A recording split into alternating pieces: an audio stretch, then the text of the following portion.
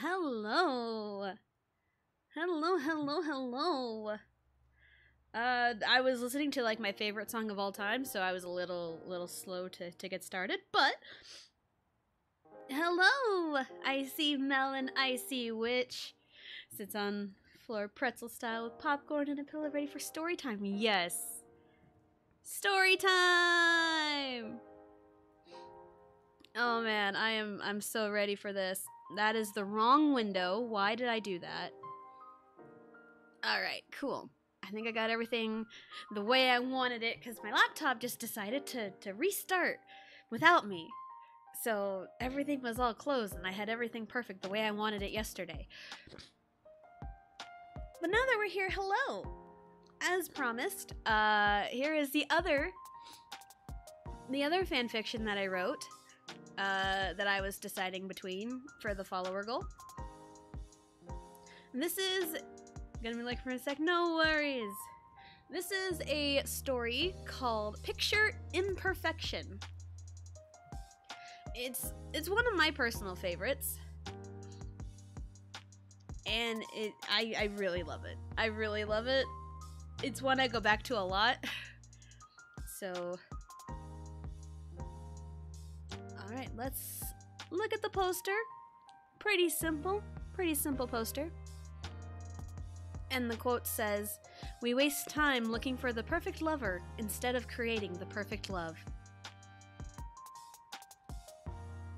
Alright, and the description says, thanks to his appa, and appa means father in Korean, thanks to his appa, Donghae is a new student at the not-so-average school filled with tremendous dance, vocal, and rap talent.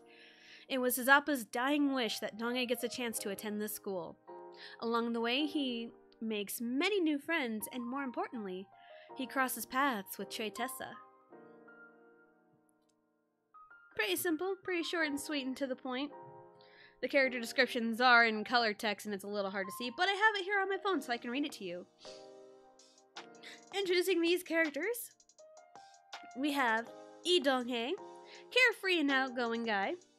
He can be a little clueless sometimes, but some say it's part of his childish charm. Talented, but doesn't boast about it. All in all, he knows when to turn to serious mode and back up his friends in need.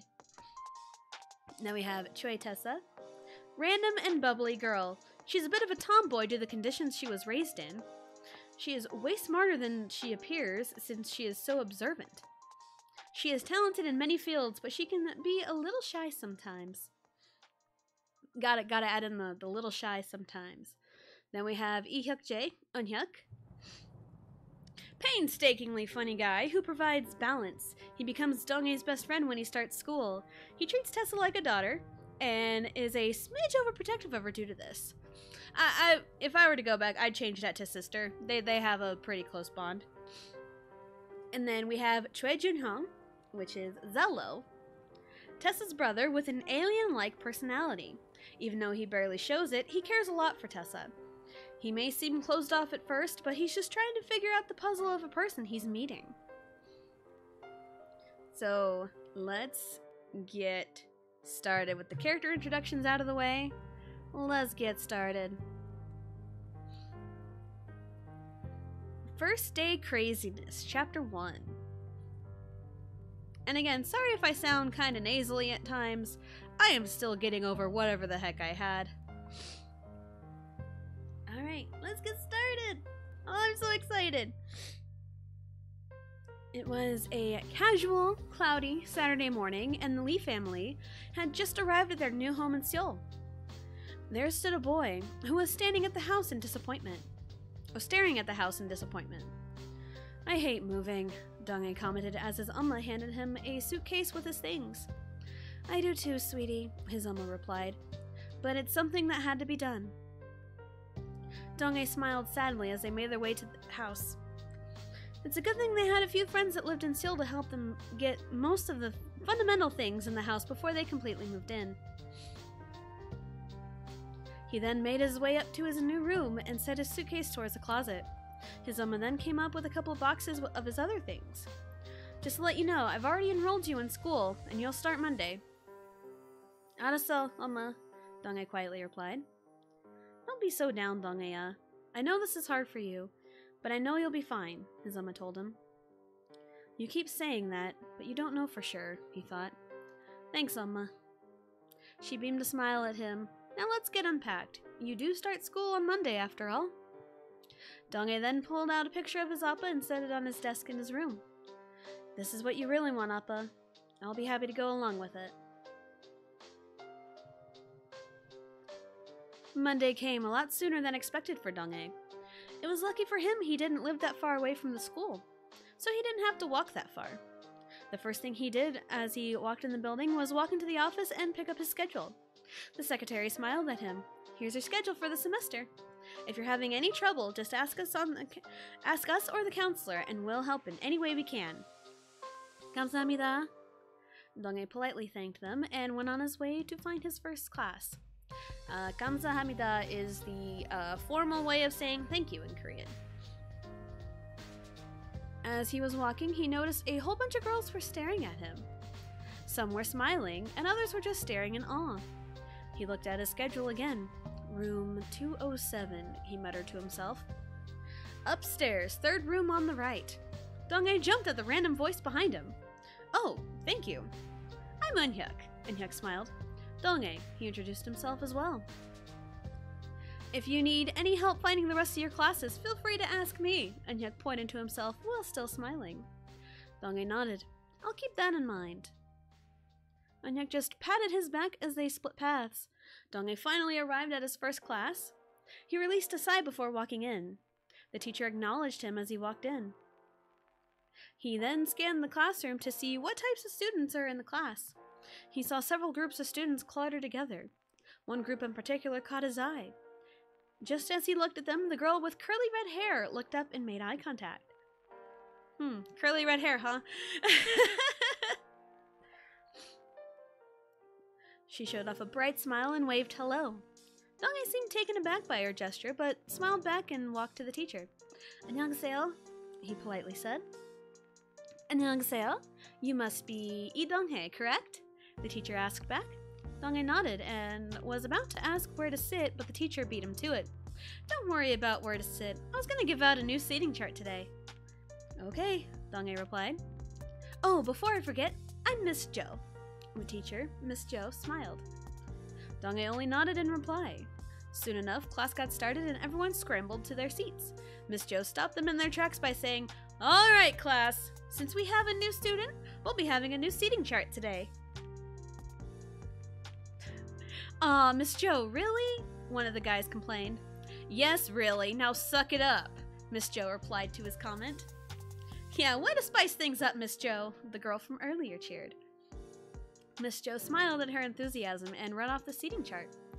"In front of my desk we have Tessa and Lee Dong-hae," she smiled. "Have fun in your new seats." Dong-hae then took his seat next to the window and the girl from earlier sat next to him. "Annyeong," she beamed. "Annyeong," Dong-hae warily replied. "So you're new here, huh?" Tessa asked. "Don't worry, you'll get used to this craziness that goes on here." "You mean this is not all of the craziness?" Dong-hae somewhat joked. "Alright, since you have new seating partners, I want you to get to know them," Miss Jo interrupted the class.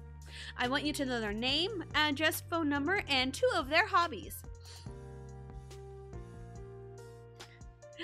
Tessa then turned to Dong-hae and beamed another smile. "As you know, I'm Tessa. I live on 718 Sapphire Street, and if you hand me your phone, I'll punch in my number." Dong-hae was taken aback as he pulled out his phone and handed it to her. "Well, I'm Lee Dong-hae. I live on 717 Sapphire Street, and you already have the phone number taken care of." "How convenient, right across the street from me." Tessa seemed to be all smiles. "Well, I only just moved in Saturday, so I don't really know my neighbors yet," Dong-hae sheepishly said as he was somewhat mesmerized by her smile. "You know what?" Tessa started out. "I think we're going to be great friends." Dong-hae couldn't help but smile at her friendly tone. "Now I'm starting to think moving here wasn't such a bad idea after all," he thought. Yay! So Dong-hae just moved. Class is getting started. Connection already. Now, is Dong-hae gonna move fast like Eunhyuk did in the last story we read? Because in the last story, Eunhyuk was moving fast. Chapter 2, Connection Already. "So what's your next class?" Tessa asked just as the bell rang. Dong-hae looked at his schedule. "Looks like it's science." "With who?" Tessa asked again as he tried peeking at the paper. "Mr. Kim?" Dong-hae answered as he showed the paper to Tessa. "Uh-oh. Have fun." Tessa showed a little concern. "Is that a bad uh-oh or a really bad uh-oh?" Dong-hae asked. Tessa just shrugged. "For you, it's not so bad. But for the girls, ugh." She shivered before finishing her sentence. "One of those teachers. I get it." Dong-hae nodded in understanding. Suddenly, Eunhyuk started walking with them. "Hey, Dong-hae, I see you met Tessa." "Well, we're seatmates, so I don't see why I wouldn't have met him," Tessa replied while eyeing Eunhyuk. "Which reminds me, take him to Mr. Kim's. He's got science with him next, and so do you." "Yay, we have a class together!" Eunhyuk cheered like a child who just received candy. "Yeah, but it's with Mr. Perv." Tessa rolled her eyes. "That sounds like fun," Dong-hae sarcastically commented. "Well then, let's get going," Eunhyuk cheered as he grabbed Dong-hae's arm and dragged him to Mr. Kim's room. Tessa shook her head. I have a funny feeling those two are going to become best friends." It was now 4th hour, and Dong-hae managed to figure out where his class was. As he walked in the room, he noticed 2 familiar faces and sat down next to them. "Oh, Dong-hae, you're in this class with us?" Tessa seemed surprised. "Looks like it," Dong-hae smiled slightly. "Nice," Eunhyuk beamed a smile. "It's a good thing, too, because we do absolutely nothing in this class." "Really now?" Dong-hae was content with doing nothing. "You know, same. I'd be content with doing nothing." A light bulb went off in Eunhyuk's head. "What class do you have after lunch?" "I think it's a dance class," Dong-hae remembered off the top of his head. Eunhyuk cheered while Tessa's eyes lit up. You dance? That's so cool! Donghae then rubbed the back of his head. Yeah, I do. It's nothing really special, though. Nothing special? Tessa just stared at him. How is dance nothing special? I guess you'll have to see me dance then, Donghae confidently said. Can't wait, Tessa smiled. Eunhyuk looked at Tessa and Donghae and smiled to himself. I can sense there's already something between these two.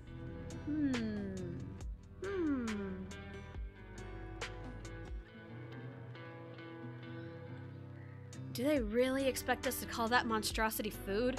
Eunhyuk complained as he and Donghae were walking to their dance class. I'm already used to this. I'm already used to it. They had food exactly like that back in Mokpo. Donghae agreed. Yeah, we should have the option to go out to eat. Wait, you're from Mokpo?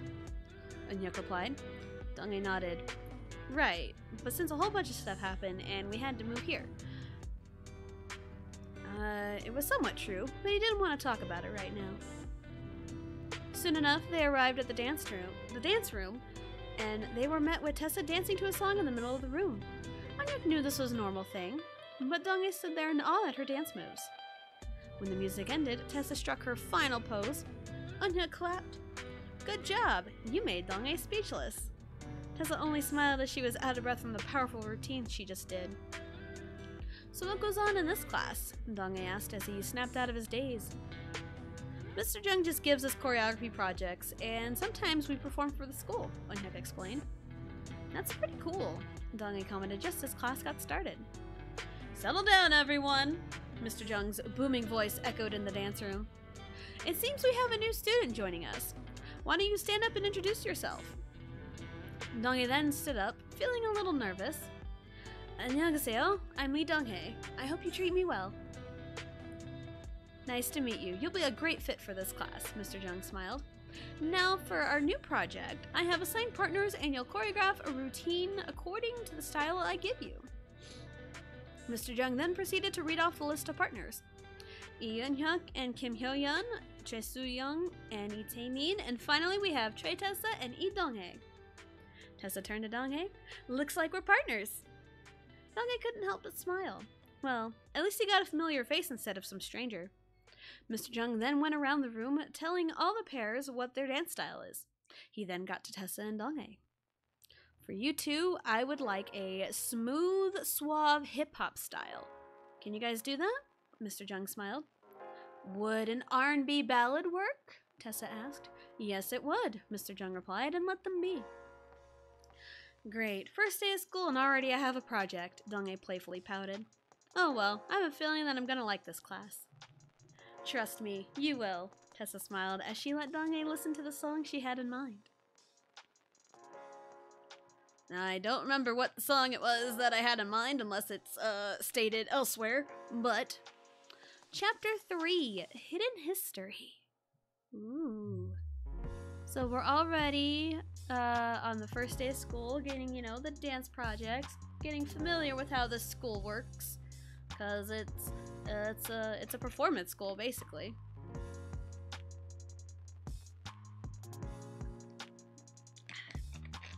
Needed a drink real quick. The final bell rang. Chapter 3, Hidden History. The final bell rang, and almost all the students were cheering. The students were walking out of homeroom and practically running out of the school. Donghae, who was in the same homeroom as Tessa, decided to wait for Tessa and walk home with her. Have a great day, you two, Miss Jo smiled at the two. And Tessa, feel free to show Donghae around the town sometime. Will do, Miss Jo, Tessa smiled as she playfully saluted her. Hope you don't mind me walking home with you, Donghae said. Nonsense, I don't mind at all, Tessa replied. Besides, we live across the street from each other, so we would be walking home together anyway. True, Donghae smiled as they left the school. You just moved in Saturday, right? Tessa asked in attempts to get a conversation going. Donghae nodded. Yeah, we haven't really gotten a chance to explore the town. Tessa nodded in reply. She seemed to be planning something with her newfound information. As they were walking, a few guys happened to notice her and did their usual thing. Hey, yo, Tessa! One of them cheered. What's up, Tessa? Another cheered. Loved your performance Saturday, the third followed up. Tessa just waved coolly at them. Donge seemed confused. Does this always happen? Yes, it does, Tessa replied. Donge was going to question her further, but he didn't realize that they arrived home. Oh damn, we're already home? Tessa chuckled at his innocent expression. Time just flew by, huh? Well, that happens when you don't live far away from school. I guess you're right, Donge sadly said as they got to the intersection. Before I forget, when do you want to work on that dance? If you're not busy, we could get started on it tonight? If not, we can always try tomorrow, Tessa replied. Donge then thought about it. I think if I can convince Selma, we can go with tonight at my house. Sounds good, Tessa smiled as she walked across the street to her house. So, how was your first day? Donge's Selma Hyungsuk asked as they were cooking supper together. It was pretty fun, surprisingly, Donge happily replied. Did you make any friends? Hyungsuk asked again. Donge then thought back to Eunhyuk and Tessa. Yes, I did, actually. Just before he finished his sentence, the doorbell rang. Who could that be? Hyungsuk quietly said to herself as she went to go answer the door. Annyeonghaseyo, a man approximately Hyungsuk's age, and a girl Donge's age, beamed smiles as they greeted her. Annyeonghaseyo, Hyungsuk smiled. What brings you here? If it isn't any trouble at all, we would like to get to know our new neighbors. The man smiled. Oh, and I'm Choi Jung-hee, and this is my daughter Tessa. By hearing that familiar name, Donge's ears perked up as he slowly walked to the living room. Hey Tessa, he smiled. Hey Donge, Tessa greeted back. You two know each other? Hyungsuk asked. She was one of the friends I made during school today, Alma, Donge replied. Hyungsuk showed off a really bright smile. That's wonderful! And she's really pretty too. Tessa blushed a little bit. Oh, I'm not that pretty. Nonsense. You're my daughter. Why wouldn't you be good looking? Jung-hee protested. We were just about to have dinner. Would it be okay if you join us? Hyungsuk asked. It would be our pleasure, Jung-hee smiled as everyone made their way to the dining room. As they were eating, Hyungsuk decided to ask Jung-hee and Tessa a few questions. So, is it just you two, or do you have any other kids? I do have a son, but he goes to a boarding school across town, so he stays at the dorms, Jung-hee replied. How old is he? Hyungsuk asked. Tessa looked at Jung-hee as if saying, I'd really not say. So Jung-hee replied with, let's keep that information on the DL. Oh, I'm sorry for asking. On a different subject, I bet you should know that my son is an amazing dancer, Hyungsuk smiled as she motioned towards Donge. It's nothing special, Donge shyly shrugged. That's what you said before, Tessa objected, and I still haven't seen you dance.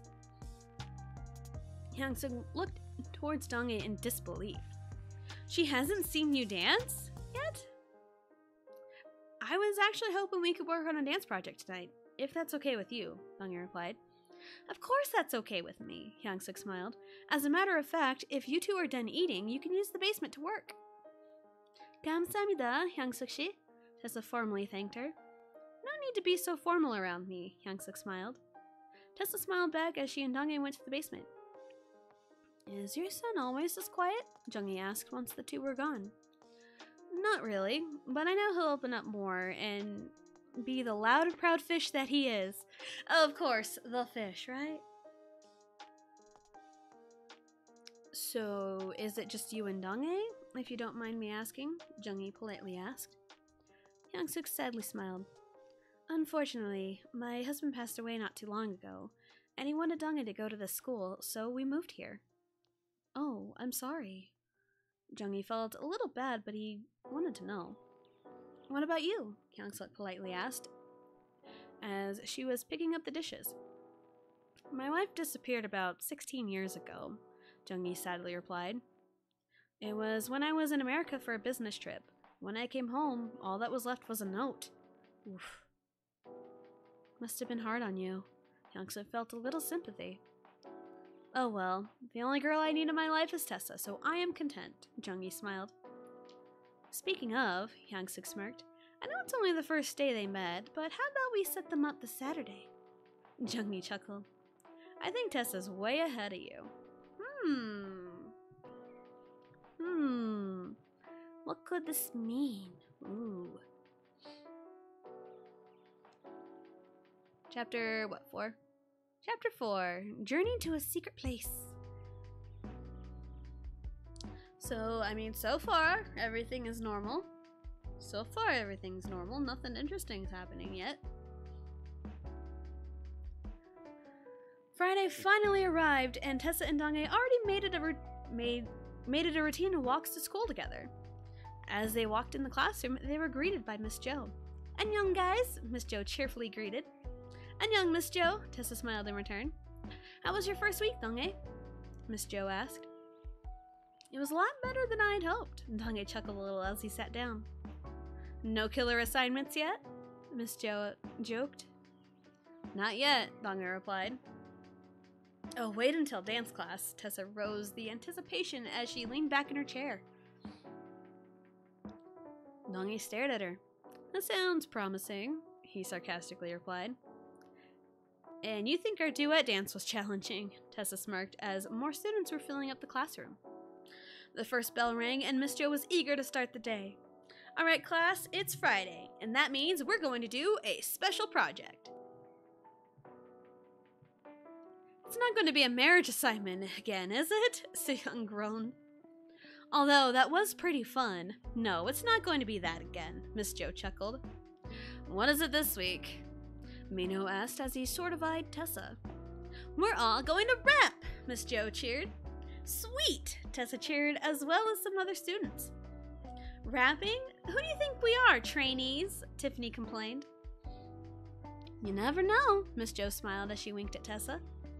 Tessa seemed to get the secret message, and Dong-hae just seemed confused.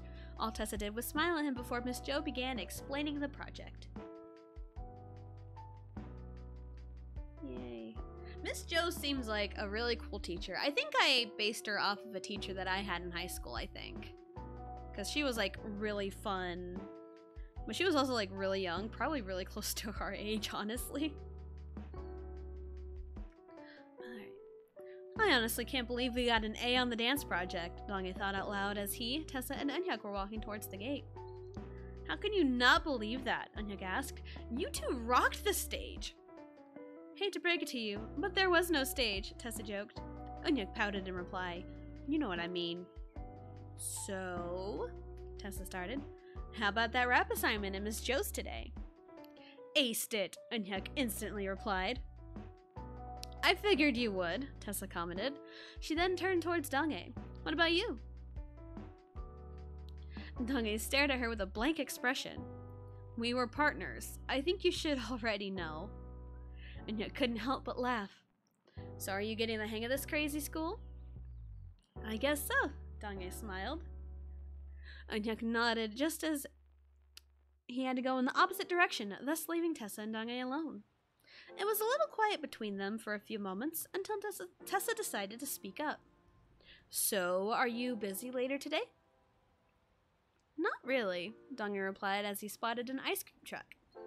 "Good, because if you did have something planned, you would have to cancel it because we're going exploring the town today." "Oh man." Tessa smiled as she also spotted the ice cream truck. Dong-hae noticed the determined look on her face. "Wait right here." Tessa seemed confused at first, but understood as she saw him get 2 ice cream cones, 1 chocolate and 1 strawberry. "You didn't have to," Tessa humbly said as Dong-hae returned with the ice cream. "I know. I wanted to," Dong-hae smiled as he handed her the chocolate cone. "Just think of it as a thank you for helping me out this week." Maybe he saw it, maybe not, but he thought he saw Tessa's cheeks turn a slight shade of pink. "Gomawo, Dong-hae." "She looks cute when she blushes," Dong-hae inwardly chuckled as they arrived to their homes. "So we're just putting our school stuff away and then we'll head out?" he asked. Tessa nodded since she was still at a loss for words. After putting away their school stuff, they met back up at the intersection. "Ready to go?" Tessa smiled. Donghae nodded and let Tessa lead the way. She took him to all the good spots around their part of town, from the park to the dance studios, restaurants to the small stores, and so on. Just a question. Is this your first time in Seoul? Tessa asked. Not particularly, Donghae answered. When I was about 3, my family came here on a family trip, but haven't been here since. And where are you from? Tessa asked. Mokpo, Donghae replied. All the way from Mokpo. Whoa. Tessa was even more amazed. What made you move here? Off the top of my head, I want to say Mokpo is like a few hours away from Seoul. It's like across South Korea. So it's quite a ways.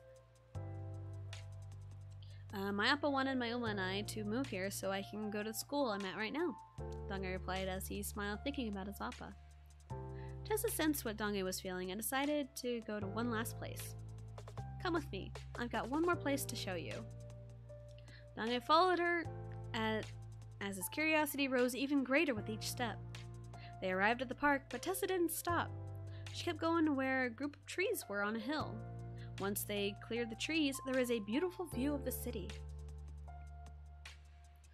Donghae was starstruck, and his expression made Tessa chuckle. Like the view? Well, this is my secret spot. Nobody really knows about it but me. I like to come here when I'm stressed or just want to hang out. And now that you showed me the spot, Donghae started to ask. It is now yours too, Tessa smiled. Donghae was totally captivated by her smile and couldn't find any words. I'll remember this spot, and I'll keep it a secret. Tessa nodded for this had proved she can completely trust Donghae. How cute. How cute. Of course, there's always a secret spot, you know. When Tessa walked in the door, she was greeted by her appa's creepy smile. So, how'd it go? He asked. Tessa didn't seem taken aback. It went well. That's it? Nothing special? Junggi pouted. I did take him to my secret spot, though, Tessa thought back. Junggi smiled in satisfaction. So, what are your feelings for him? Don't you think it's a little early to ask that? Tessa was startled by his question. I just wanted to know, Junggi protested. You always want to know, Tessa smacked his arm. And when I'm old and married, you'll probably call from heaven and ask how my sex life is. Well, I'm glad you think I'm going to heaven, Junggi laughed. Only because you'd get no reception in hell, Tessa joked.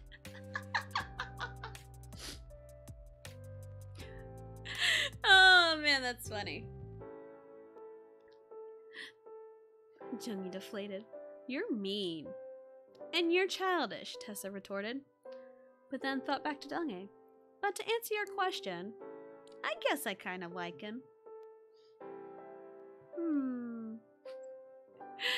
Oh, that conversation was funny to me. Oh man. It's like when you're old and in heaven. It's like, glad you think of going to heaven. Only because you get no reception in hell. Chapter 5, Trial and Error.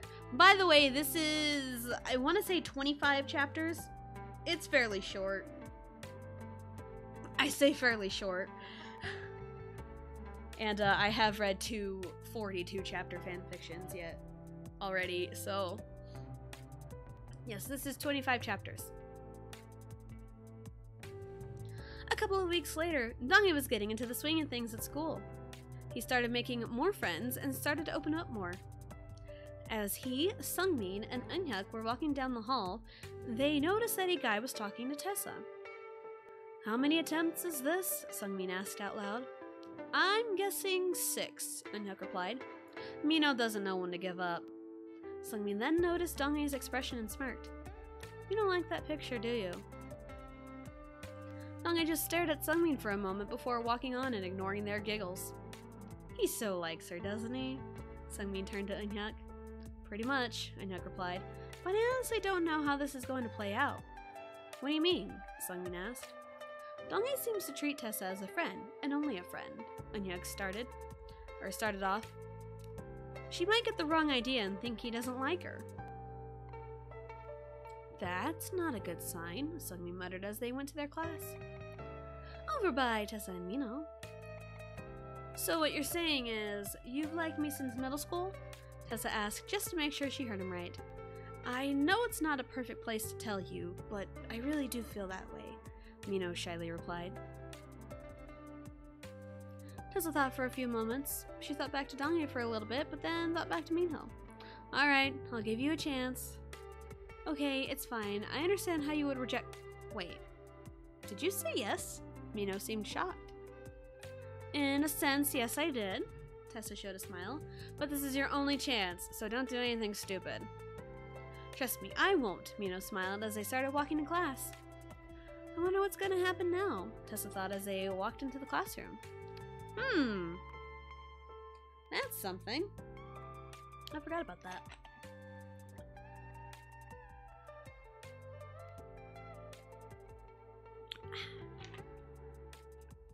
During homeroom, Tessa and Donghae were working on their homework when all of a sudden, Yuri walked up to them. Is it true that you and Mino were together? She asked Tessa. Donghae's head shot up, and Tessa looked at Yuri with a blank expression. News gets around fast, huh? She mumbled. So it's true then. Yuri was extremely curious. He confessed to me earlier today, and I said I would give him a chance. Tessa told the abridged version to Yuri. Donghae deflated a little, and Yuri took note of it. Okay, Mino was talking all about it during history, so I just wanted to know if he wasn't BSing. Tessa slightly waved to Yuri as she walked away from them. Donghae then turned to her and said, "What's this about you and Mino?" I don't think it's something you should be completely worried about. I don't really like him all that much, Tessa replied. Donghae relaxed a little after that last part. Damn, why did I feel relieved after she said she doesn't like him? He thought as he continued to work on his homework. Did you really miss the hint? Tessa thought as she turned back to do her own work. Miss Jo looked up and noticed the strange atmosphere. She knew exactly what was going on between them, since she's such an observant teacher. Gotta give credit to some of those teachers, man. And it was mentioned that Donghae could be a little oblivious. What's with this all of a sudden? Mino comes out of nowhere, not to Tessa, and confesses and she accepts? This is confusing me greatly. It's not that Mino liking her is confusing me. It's my reaction to this is what's confusing me. I can tell Miss Jo is looking at me. Well, I'm right in front of her, so why wouldn't she? But the thing is, it's like she's trying to figure out my story and I'm feeling uncomfortable. Hey Donghae, Key said from the table behind me. I turned around. What is it? What's the answer to problem 4? Key sheepishly asked. I looked at the paper and saw numbers jumbled together. I'm no math expert. Oh, sorry to bother you, Key smiled, but then poked Tessa's back. Yo, Tessa. Let me see your worksheet. Tessa calmly replied without turning around. Key handed her the paper and she analyzed it. Well? Key impatiently asked. X equals 7, Tessa bluntly answered as she handed the paper back to Key. I never knew she was a math whiz, but she didn't answer that surprisingly blunt. More so than usual. Is something wrong? I'll either never know or find out eventually. Well, Donghae definitely is oblivious here. Sometimes that could be a good thing or a bad thing. While Tessa was walking to her locker, she noticed something oddly strange. But she somewhat expected it. All according to plan, she mumbled to herself. She opened her locker and put away the books she doesn't need, and then she grabbed her phone and dialed a number. When the person on the other line picked up, I see him, and he's definitely cheating. Make sure you snag a picture, the girl on the other line said. Tessa hung up and did just that. About 2 seconds later, Donghae appeared behind her and poked her back. Of course, this made Tessa jump in surprise. Oh shit, don't do that! She yelled without knowing who it was until until she turned around and started physically abusing the culprit. Miane, Dong-ae chuckled. Picking on you is just too hard to resist. Tessa stopped hitting him and closed her locker. She started walking with him down the hall and out the school. Dong-ae noticed she wasn't going with Mino. Are you wondering why I'm not with Mino? Dong-ae seemed taken aback by her question. Actually, yeah. Don't worry, he's not going to have a girlfriend for long. Or should I say, girlfriends, Tessa smirked. Wait, he's dating multiple girls? Dong-ae asked. Tessa nodded. I only said yes to him to help out someone with her friend. Dong-ae released a sigh of relief, but then thought, why am I so relieved? About 10 minutes later, they arrived to their houses and said their goodbyes for the day. Dong-ae walked straight to his room and put away his things. He caught a glance at the picture of him and his appa. He smiled to himself. If only you were here, then I might not be asking myself so many questions. A few moments later, the doorbell rang. Hyung-suk was the one who answered and immediately called for Dong-ae. Dong-ae, Monkey Boy is here for you! Dong-ae chuckled at his almost nickname for Eun-hyuk. I'm up in my room, he called back. Eun-hyuk then walked in his room and jumped on his bed. You seem depressed today. I'm not anymore, Dong-ae replied as he sat in the chair next to the desk. Is it because Tessa and Mino already broke up? I knew that relationship wasn't going to last all that long, Eun-hyuk casually said. Actually, Tessa knew he had multiple girlfriends. She was just helping out some... Wow, I did not proofread this. She was just helping out someone catching him. Dong-ae warily replied. Jinja? Eun-hyuk shot up and stared at Dong-ae. Yeah, but let's not talk about that, Dong-ae replied. Well, I have something we can talk about, Eun-hyuk smirked. What are they going to talk about? What are they going to talk about? What are they going to talk about? Chapter 6. You should hold on to him. I'm going to grab a drink real quick.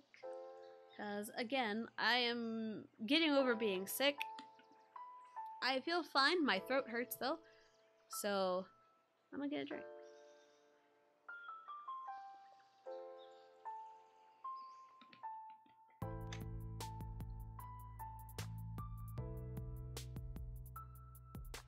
Alright.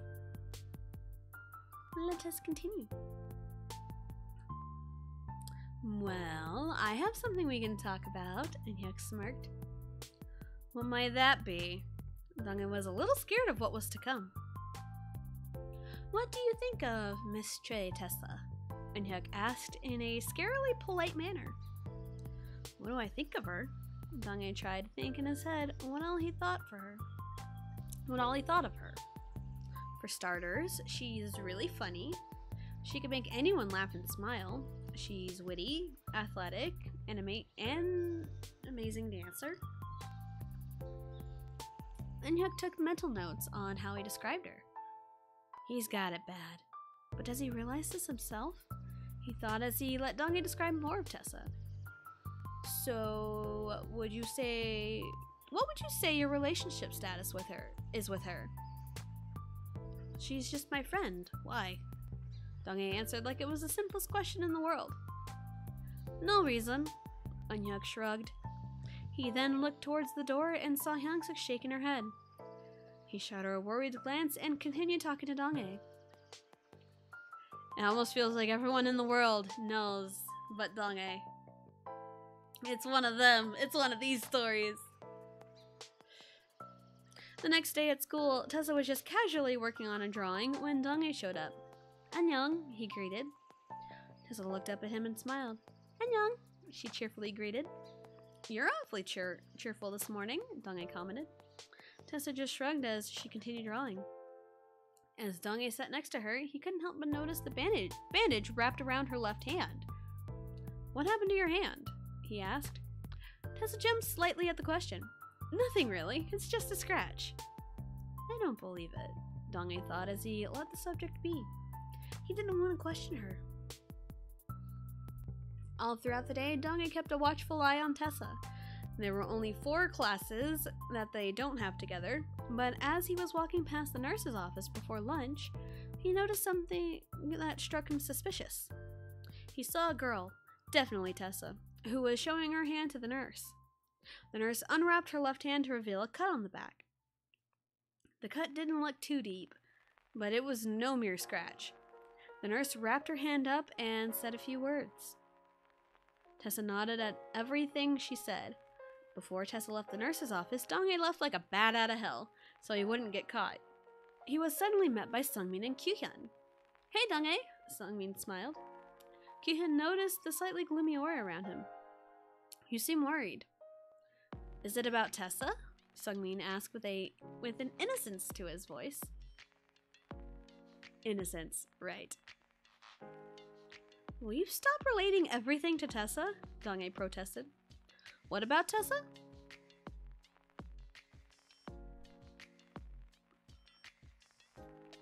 Dong-hae, Sungmin, and Kyuhyun jumped at said person's sudden appearance. "Dong-hae was just worried about you," Kyuhyun told her. Tessa looked at Dong-hae. "I told you, it's just a scratch." Dong-hae looked back at her skeptically. "Is it really now?" "Yes, it is. Stop bugging me about it," Tessa replied as she got in line to get food. The 3 guys followed suit and started talking about random events of the day so far. Dong-hae kept glancing at Tessa's hand and noticed there were small red spots on the bandage. What did she do? What'd she do? What happened? What happened to her hand?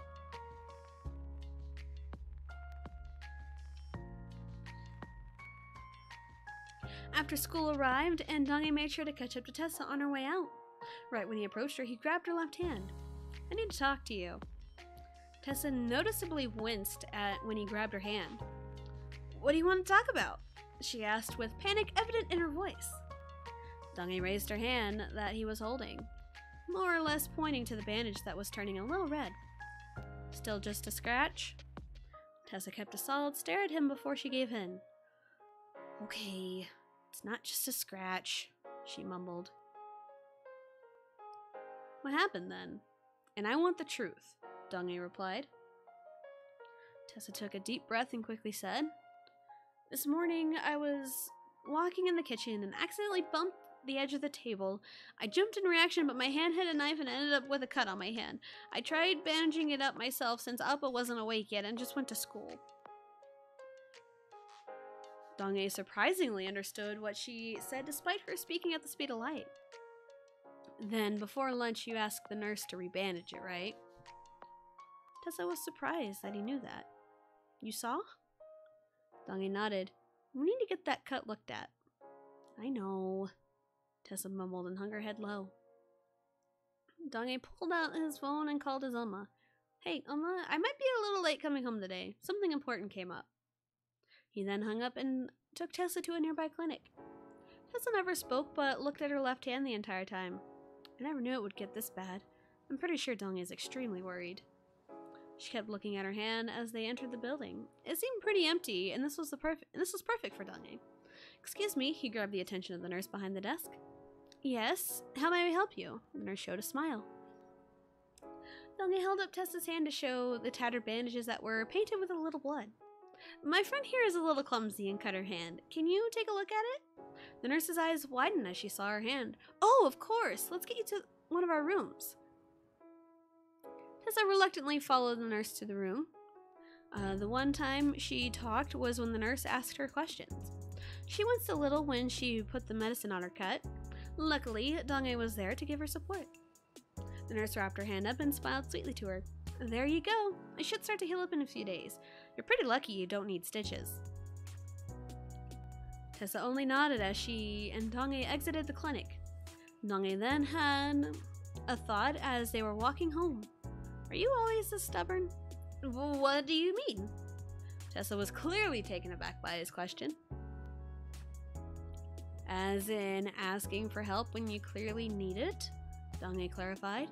"You could have easily woken up your Appa and asked for his help." Tessa hung her head low. "Oh, well, I didn't want to bother him so early in the morning." Dong-hae sighed as he walked her to the door to her house. Tessa was a little confused by his actions, but let him in the house. Hearing the door open, Jung-hee turned his attention away from the TV. Tessa, you're home a little late, he said. Sorry about that. She needed to go to a clinic to get her hand looked at. Dong-hee apologized. So that's what happened this morning. Jung-hee nodded to himself. Eh? Tessa shot her head up in confusion. Jung-hee chuckled softly. You were never good at hiding the evidence. He pointed to the kitchen. I had to clean up the blood when I got up and around. Miane, Appa, Tessa silently said. It's okay. As long as you're okay, that's all that matters. Jung-hee smiled. Dong-hee started to feel a little jealous of Tessa and her Appa. Well, now that Tessa made it home safe, I guess I'll head home. Okay, Jung-hee nodded, but feel free to stop by every now and then. You're welcome anytime. Thanks, Dong-hee smiled as he left the house. Jung-hee then turned towards Tessa. Dong-hee is a good guy, you know. You should hold on to him. Tessa scoffed silently. Yeah, but it's kind of hard when he can't see it himself. So, definitely painting the picture that Dong-hee is very oblivious. Sick day! I mean, yes, sick day. Chapter 7, sick day. Because everyone is sick. Everyone is sick. Alright.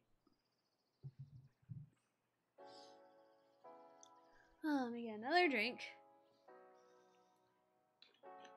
I mean, so far, it's a pretty slow start. Dong-hee definitely does not move as fast as Eun-hyuk does.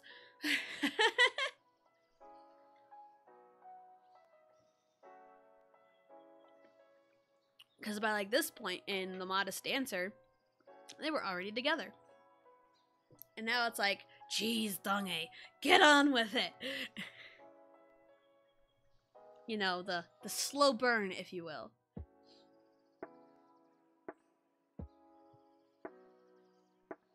Friday morning, Tessa wasn't feeling at her best. She laid in her bed and just stared at the clock for what seemed to be an eternity. Tessia, it's time to get up, Jung-hee shouted just before he opened the door. Tessa looked up at him. Appa, she weakly mumbled. Jung-hee walked over, checked her temperature. You are staying home today, he sternly said. He then grabbed Tessa's phone that was on the table. What are you doing? Tessa quietly asked. Letting Dong-hee know you're homesick today, Jung-hee replied as he placed the phone back on the table. You didn't have to do that, Tessa said. I don't want to worry him anymore, especially after you cut your hand. You even worried me sick. Jung-hee tried his best to sound calm as he tucked her in the blankets. But for now, you need to rest. I need you to be well for tomorrow. What's tomorrow? Tessa asked as she was a little confused. You'll see, Jung-hee smiled as he left Tessa's room.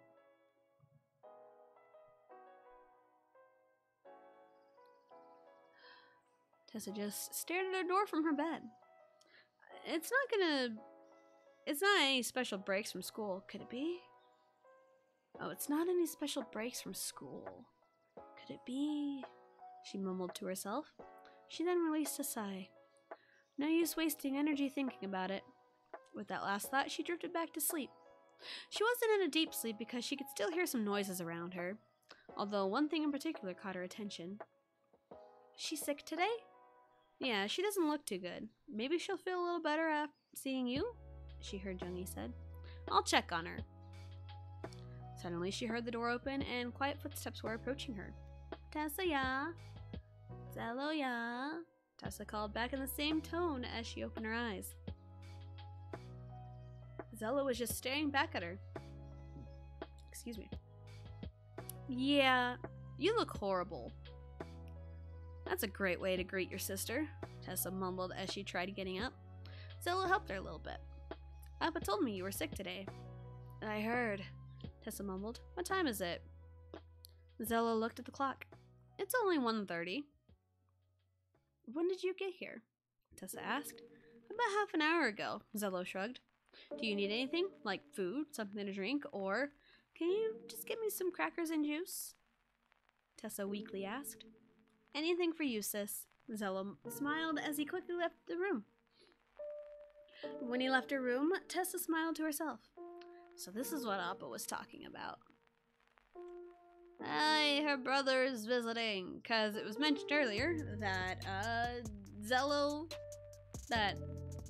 Jung-hee had a son, and he went to a different school and stayed in the dorms over there. The final bell rung, and Dong-hee was feeling lonely all day. Anya caught on and approached him carefully. Tessa's homesick, isn't she? Dong-hee nodded. She sent me a text this morning, saying she wasn't feeling well. Are you going to go see her? Anya smirked. Well, I have to give her the assignments from today, Dong-hee bluntly replied, but I'll check on her to see if she's any better. If I didn't know any better, I would think that you're her boyfriend. Anyuk chuckled, but had some seriousness in his tone. You know very well that she's just my friend, Dong-hee protested. Anyuk just sighed.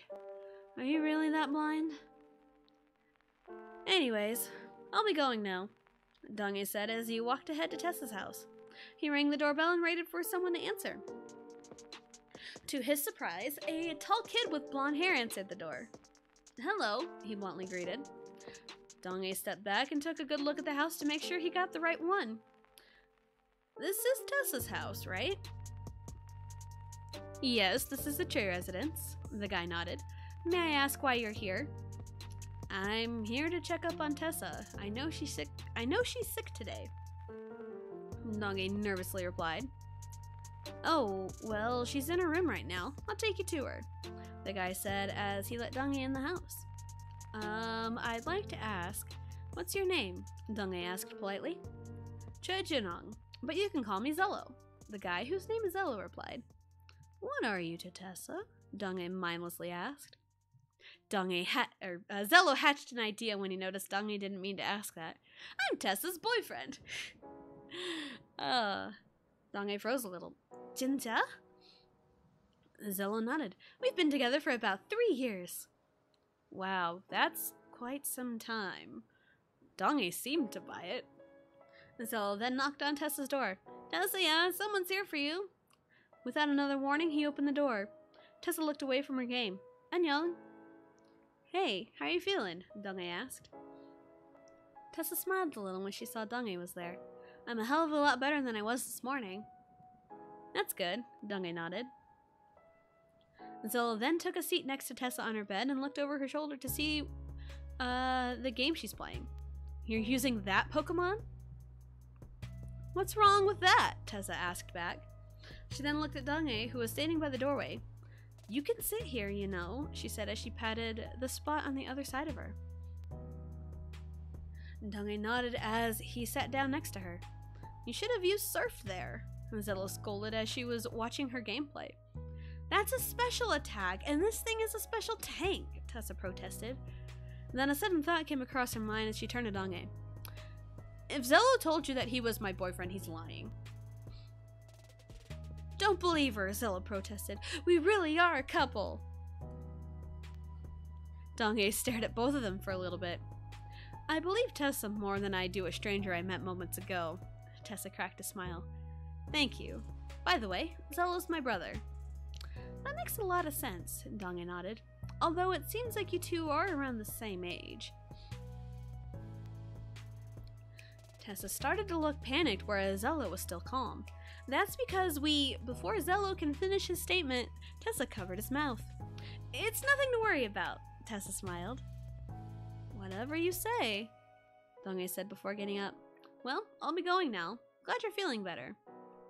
Annyeong. Tessa waved goodbye to him. The moment the door shut, Zello turned towards Tessa and immediately asked, So he doesn't know we're the same age? Tessa shook her head. You know I don't really like talking about it. I know, but he has to know sometime that you... I know, but he has to know sometime that you're adopted, Zello said. Tessa sighed. I know, but I really don't want him to know right away. Ooh, a dramatic reveal! Tessa is adopted.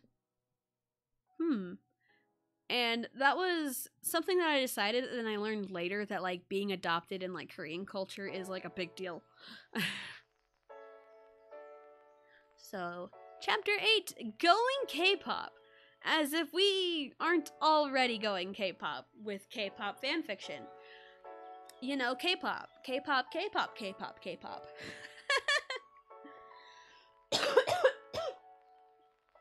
Excuse me.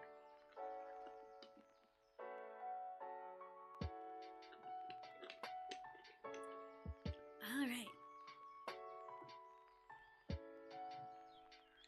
So, like, little by little, we're learning new things about our protagonists. Let's see. We're going K-pop this week, Miss Jo smiled to her class. What?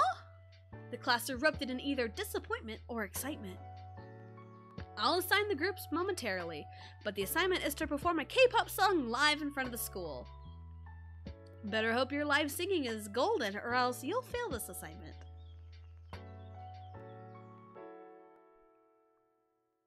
Some of the students looked at the paper with their groups. Hey, Miss Jo, what are these strange names? Soo-young asked. Oh, here's the thing. We're going to be partnered with some students from a boarding school across town, Miss Jo explained. As Tessa looked at the list and noticed a familiar name on the list, Choi Jun-hong, Yoo Young-jae, and Jung Dae-hyun. I am the only girl and the only one that can rap. Lovely. And the only other one that can rap. Lovely, Tessa bitterly thought. So you're with your brother?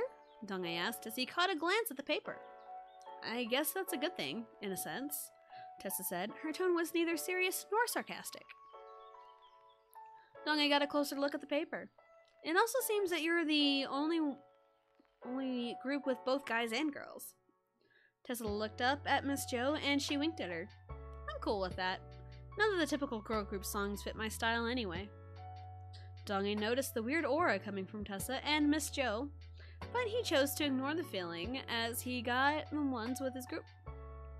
He got with the ones in his group for the K-pop project. The comment about, like, none of the girl group songs fit my style, it was pretty accurate for the time because this was written in 2013, like beginning of the year 2013, so about 10 years ago at this point. And there are a handful of girl groups now that do kind of fit more my style. Specifically Dreamcatcher, because Dreamcatcher's cool. Go check out Dreamcatcher. Go stand Dreamcatcher, like for real. Anyway, during lunch, Dong-ae noticed something seemed to be bothering Tessa. As he got his food, he took a seat next to her. What's up? He bluntly asked. Huh? Tessa replied, although she clearly knew what he meant. Before Dong-ae could get his initial question in, there were a few squeals coming in from the main entrance. What's going on? They're here, Tessa mumbled. Without a moment to lose, 3 guys sat next to Tessa. Hey, sis, Zello smiled. Don't call me that, Tessa protested. And you never said anything about being in my group with Daehyun and Youngjae. Don't be upset. Don't be so upset, Daehyun smiled. Yeah, it's been a long time since we've seen you, Youngjae added. Tessa glared at the two and turned to Dong-ae. I'm really sorry for the 2 stooges. If they harm you in any way, I am not held responsible. Yeah, Daehyun and Youngjae protested. Dong-ae chuckled. It's okay, I understand. So what are we going to do? Zello asked. I don't want it to be a hardcore dance number. We did that last time, Tessa replied. Daehyun seemed to be in deep thought. How about goodbye? It's not very dancey, and it'll showcase both vocal and rap. I like it, Zello cheered. Tessa just softly smiled. Since then, she then looked at Dong-ae, who started talking to Youngjae. I wonder when I can tell him about me, she thought as she glanced at Zello again. What's with your far-off look? Dong-ae asked as he looked at her. Tessa smiled and shook her head. Nothing, I'm just thinking about something. You always seem to be thinking, Dong-ae commented. That's what she does, Daehyun replied. She's always in La La Land. At least in La La Land, I don't see you. Tessa stuck her tongue out at him. Stella grew a little quiet as the others started talking. I think fate was really good to me, granting me a sister like Tessa. Aw, how cute. Siblings! Take your medicine, Hyungsu sternly told Donghae. No, it doesn't help, Donghae pouted. You're always a whiny baby when you're sick. Hyungsu threw her hands up in defeat as she left Donghae's room. Donghae just pouted as she closed his door. He looked over at the clock. School should be ending right now. Just as he made that thought, he heard the front door to the house open. He went blank as to what he was talking about. He went back to... Okay, I don't even know. Hold on. He went blank as to what the talking was about, but he suddenly heard footsteps walking towards his room. Just a warning now, he's always a brat when he's sick, Hyungsu warned the person who was entering the room.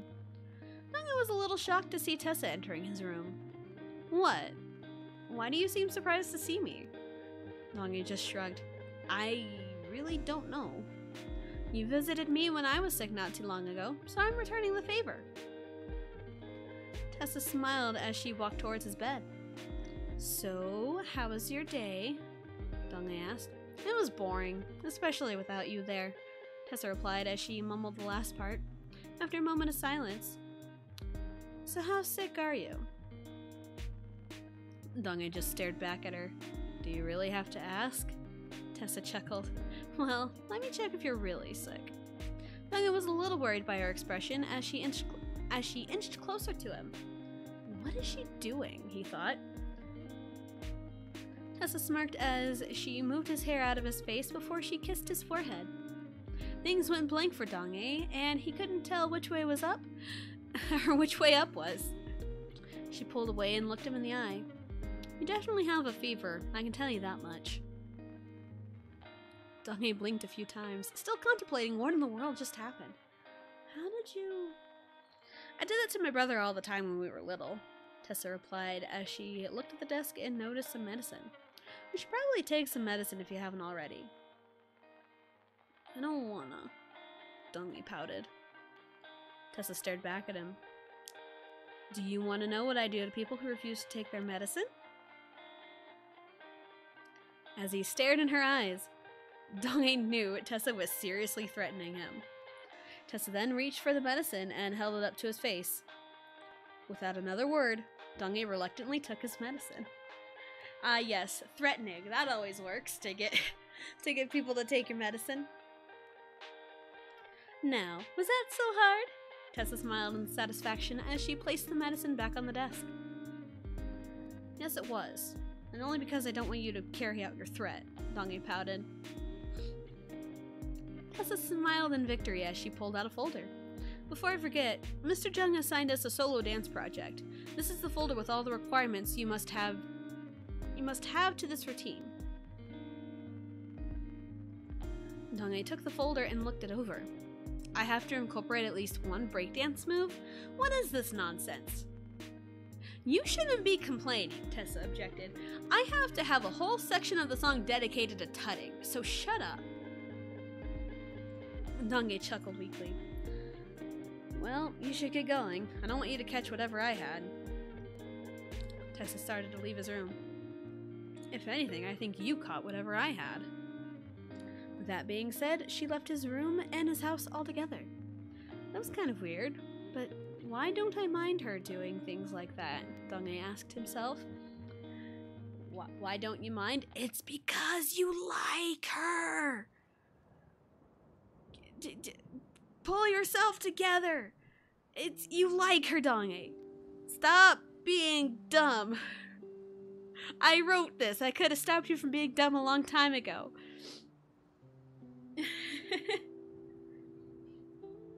Oh shit, what chapter are we on? 9? Chapter 9. Impressed yet? It was Friday, and the entire student body was waiting in the auditorium for the performance rally to start. Miss Jo was coordinating everything backstage and wasn't the least bit nervous. Some of the students, on the other hand. Why in front of the entire school? One guy freaked out. Tessa overheard his cry and walked over to him. Dude, relax. You've done this before, so what makes this different now? The guy seemed to relax a bit. Thanks, Tessa. I owe you one. That makes 24, Tessa chuckled as she walked to Daehyun, Youngjae, and Zello. You ready to perform? Daehyun asked. Tessa looked over to where Donghae and his group were and smiled. Do you have to ask? Yes. Yes, I did have to ask, Daehyun bluntly replied. Tessa averted her attention from Donghae to stare at Daehyun weirdly. We're towards the end, so we can relax a bit for now. But the question is, who's hitting the note towards the end? I thought we all agreed that you would, Daehyun said. Yeah, we agreed on it, Zello added as he slung his arm around Tessa's shoulders. Tessa rolled her eyes as she watched some of the first performers from off stage. Donghae's group was the 5th one to perform, and her eyes were glued to the stage. What's he got that I don't got? Youngjae joked. Tessa's attention, Zello bluntly replied to his question. You really like him, don't you? All Tessa did to reply was smile as Donghae's group started walking off stage. Towards them. Great job out there, Tessa cheered. Donghae smiled back. Thanks. What about me? Eunhyuk pouted. You always do a good job, Tessa rolled her eyes. Well, we're after this group right here, she said, pointing to the group currently on stage. Tessa, I hope you blow his mind, Eunhyuk said as he pointed to Donghae's head. I don't think you need to worry about that, Tessa smirked as the group ahead of them finished their performance. We're next, Youngjae took a deep breath. We'll be fine, Zello calmly said. The 4 of them walked on stage and waited for their cue to start the song. Miss Jo introduced them and the song started. And the song is Goodbye by BAP. I would play it, but copyright. It's also a great song. I can always post it in the Discord. So, it's a slower song, kind of like a, not quite ballad, but it's a lot slower. So, the audience was listening carefully when Daehyun started singing his first part. They were so focused on Daehyun's voice that they didn't expect Tessa to come up with the rap part next. Tessa took the rap part and made it completely her own. She expressed the sadness in the lyrics. Donghae, who was backstage, started listening more intently. As the song went on, the audience was liking it more and more. It was now towards the end of the song and the bridge came. Zello and Tessa performed a powerful rap as they went back and forth with the parts. Their coordination impressed even Miss Jo. Now came the final chorus. It started out quiet, but when Tessa sang the last little bit of it, she smirked, knowing what will happen next. She then took a deep breath and belted out the note right before the key change.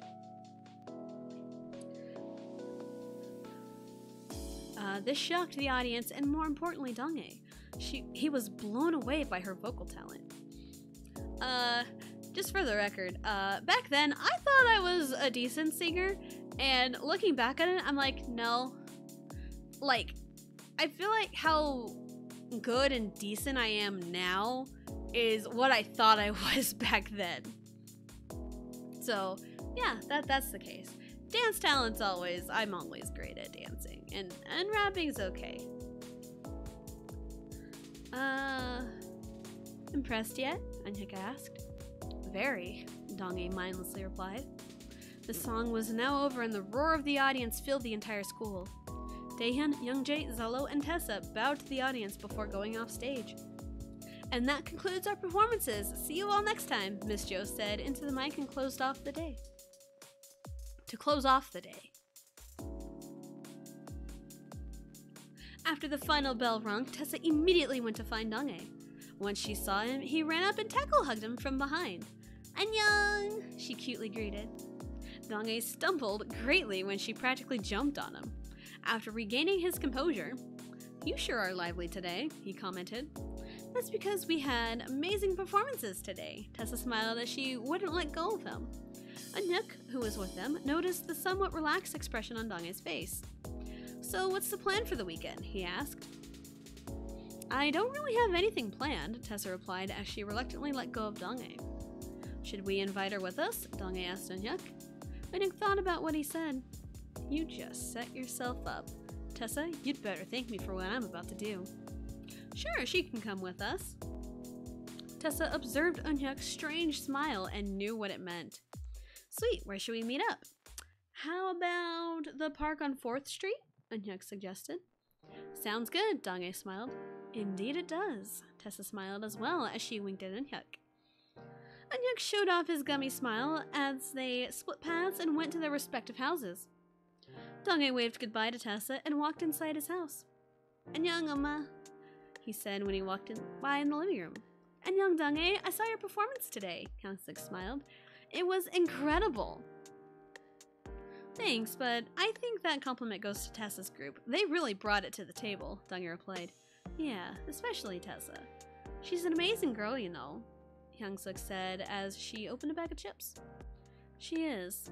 What makes you say that? Dong-ae asked innocently. Hyung-suk released a sigh. So oblivious. Nothing really. Dong-ae started eating some chips. Well, it's Friday night and I have nothing to do. Aren't you hanging out with Eun-hyuk tomorrow? Yeah, but now we invited Tessa along, and she isn't doing anything. Since she isn't doing anything tomorrow. Sorry, I had to take care of one thing.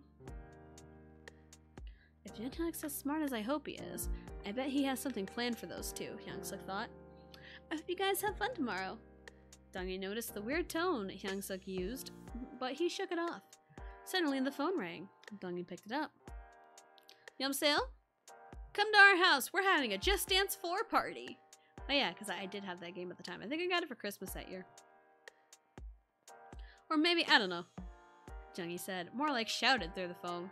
Both of us? Dong-ae asked. Yes, now hurry up, Jung-hee shouted as he hung up.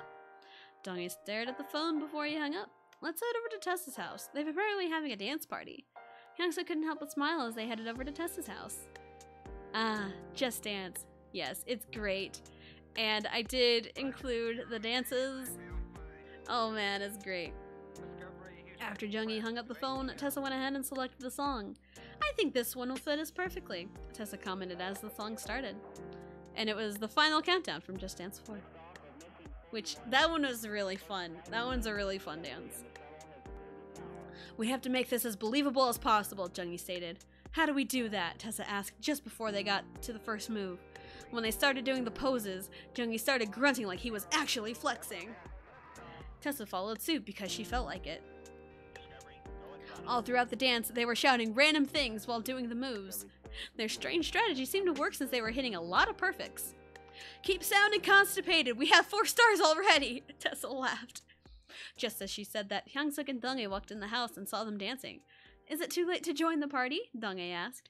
Tessa and Jung-hee hit the final pose and the music faded out. It's never too late, Jung-hee smiled. Since Appa and I already did a dance, why don't you two do a dance? Tessa suggested. And you guys should do Run the Show.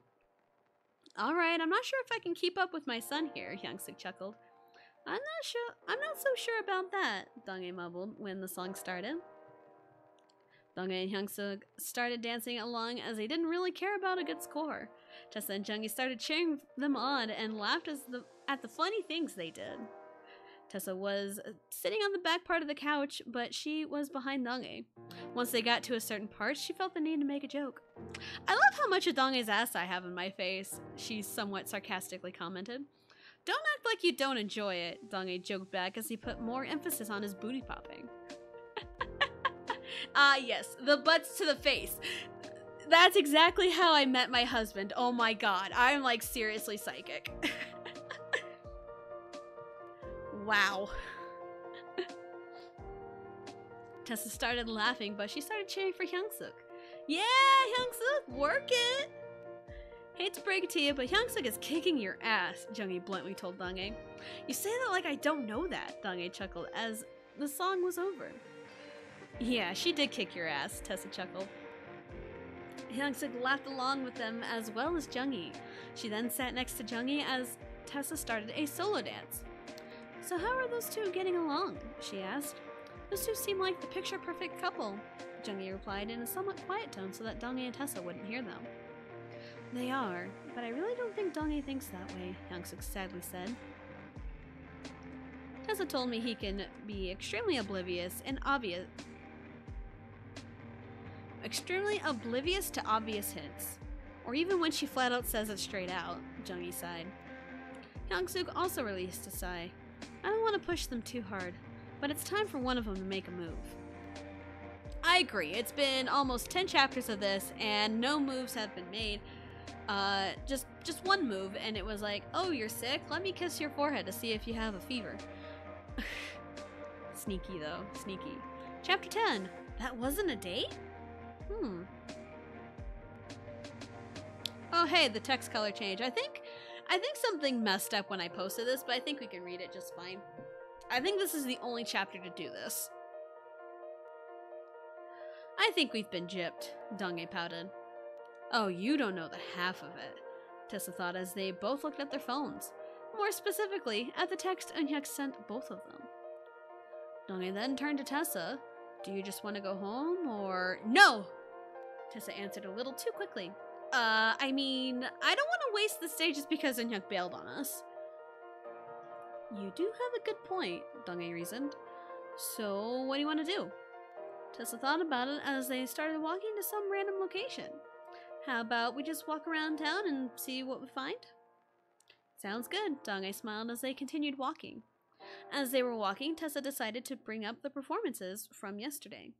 You had an amazing performance yesterday, she said. It wasn't that great, Donghae mumbled. She then smacked Donghae's arm. Just take the damn compliment. All right. Donghae chuckled. You were amazing as well. Tessa smiled. Thank you. I still don't know why Daehyun decided to give me the last big note. Because you got the voice for it, Donghae thought. What did you say? Tessa asked. Did I just say that out loud? Donghae spaced out. Not out loud, but you mumbled something, Tessa clarified. Donghae shook his head as he smiled slightly. Are you hungry at all? Tessa thought about it as she made a cute thinking face. A little bit. Let's go grab a small bite to eat, then we'll figure out what we're going to do with the day, Donghae suggested as they headed over to a small cafe. Do you want to just share a basket of fries? Tessa asked. Sounds okay. What do you want to drink? Donghae replied. I'll just have a hot chocolate, Tessa said as she went to find a table. Once she sat down, she pulled out her phone and dialed Eunhyuk's number. Yabaseo, a familiar monkey's voice rang. What the hell was that text? What the hell was with that text earlier today? Tessa opened up her first question. What's wrong with it? Eunhyuk asked in a shocked tone. Everything. You made it sound too obvious that you were bailing, Tessa complained. There was a small pause. It was kind of obvious that I would bail today. Yes, it was, and I honestly thank you for that, but at least make it believable for Donghae. Tessa mentally facepalmed at her monkey friend. Speaking of, he's back with the food. Without listening to another word, she hung up on him. Who were you talking to? Donghae asked. Nobody important, Tessa shrugged as she started eating the fries. If you say so, Donghae skeptically replied as he also started eating the fries. I meant to say this yesterday, but you're a good singer, Tessa said after a moment of silence. Donghae couldn't help but smile. Thank you. So, have you heard about the annual duet our school does? Ah, yes. Here we go. The annual duet our school does, Tessa asked. I heard a few people mention it, but I never asked about it, Donghae replied. Tessa took a sip of her hot chocolate before saying, it's basically a talent show-esque ordeal where different duets compete for prizes. The winner of the whole enchilada gets bragging rights, the video of their performance sent to different companies, and 3 free skip days for 3 different classes. Donghae was impressed. Sounds like something everyone is dying to compete for. It is, and I really want to shove it in Kyuhyun's face this year, Tessa pouted. What did he do? Donghae asked as he sort of knew what the answer might be. He and Seohyun won last year. And it was from a tiebreaker, too. Tessa pouted even more. I'm guessing you were the other one in the tiebreaker, Dong-A commented. Tessa nodded as she took another sip of her hot chocolate. Yeah, I'm pretty sure Sungmin and I won that by a long shot. Dong-A took a sip of his coffee. Do you know what he'll do this year? I heard he was going to do a duet with Tiffany this year, since you can't do the duet with the same partner twice in a row, Tessa answered. And from what I've heard, Tiffany's a good singer, Dong-A thought out loud. Tessa then looked Dong-A in the eyes. Would you like to do a duet with me for this year? Dong-A was shocked. Why would you ask me when there are plenty of other great singers out there? A duet isn't all about singing, you know, Tessa spoke up. It's more about combining two different voices and combining it into one talent. And I think that we would make it for a good team. Dong-A then thought about it for a few moments. Alright, I'll do it. Tessa showed off a bright smile as she went over and hugged Dong-A. Thank you so much!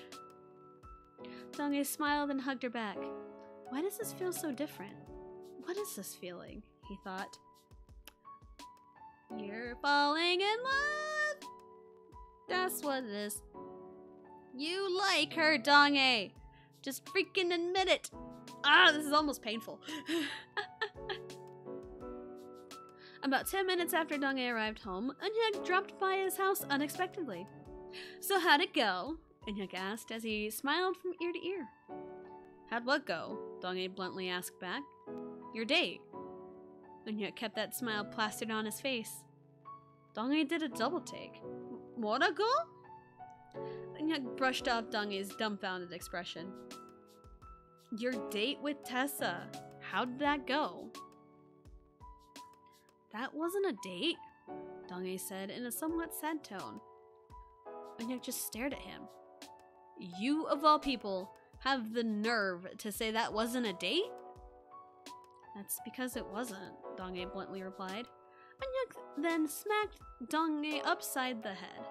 You're an idiot. Dong-A rubbed the back of his head. You didn't have to hit me. I did, Eunhyuk stated. And you really should at least try to pay attention to the signs she's giving you. Huh? Dong-A just seemed more confused. Eunhyuk face-palmed. You like her, don't you? Dong-A froze. Do I like her? I know all we are is just friends, but that's all we'll ever be. Don't think like that, Dong-A, you idiot. Eunhyuk released a sigh. Pay attention to what she's like around you compared to other guys, and you tell me if she likes you more than a friend. Eunhyuk doing the Lord's work. Alright. Chapter 11, Observations. Okay, now we're back to the normal text. I knew that was only for like a one chapter thing. Yep. And definitely Eunhyuk doing the Lord's work, calling Dong-A out for being stupid. And he kind of needed that. The next school day, Dong-A was following Eunhyuk's advice, and he tried to observe Tessa when she was around others. All he could tell was she was the same bubbly and random girl with the other guys as she was with her, or with him. Dong-A released a sigh as she sat down at his desk. What's with that sigh? Tessa asked as she walked up to him. It's nothing, Dong-A replied. Tessa didn't buy it. You know you can tell me if something's wrong. Dong-A nodded just as Eunhyuk showed up. What's up? Eunhyuk smiled. Tessa, completely ignoring Eunhyuk's greeting, turned to Dong-A and said, or you can just talk to Eunhyuk here. He may speak nonsense, but he's a great listener. Yeah, Eunhyuk pouted while Dong-A just chuckled. It's true. You are my confidant, after all. Tessa smiled. What else am I to you? Eunhyuk chuckled. I'm your dance buddy, your rap writer, your first kiss, your... Whoa, whoa, whoa. What? Dong-A interrupted once he heard first kiss. You didn't know? I thought Eunhyuk already told you, Tessa casually replied. Yeah, he was my first kiss.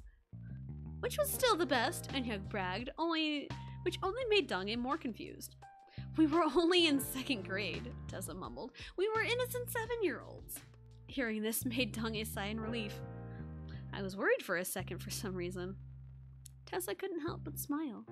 It was only in 2nd grade, nothing to worry about. We never dated or anything, if that's what you want to know. Yeah, Eunhyuk spoke up. Why are you so rude? Tessa glared at Eunhyuk. You already have a girlfriend, and you said before that I wasn't your ideal type. Yeah, because you're too rude and obnoxious to be my girlfriend. Eunhyuk playfully rolled his eyes. But I think you would be a good match for Donghae. Eh? Donghae reacted. Tessa just looked at Donghae while Eunhyuk explained. Yeah, you two seem to balance each other out. When one is insane, the other is sane. That was a grade A explanation, Tessa sarcastically replied. Eunhyuk cheekily smiled at Tessa, but looked at Donghae with truthful eyes. Come on, you guys are like yin and yang, butter and toast, music and dance, the horse dance in Gangnam Style. Like, I feel like you just referenced something, Donghae suspiciously said.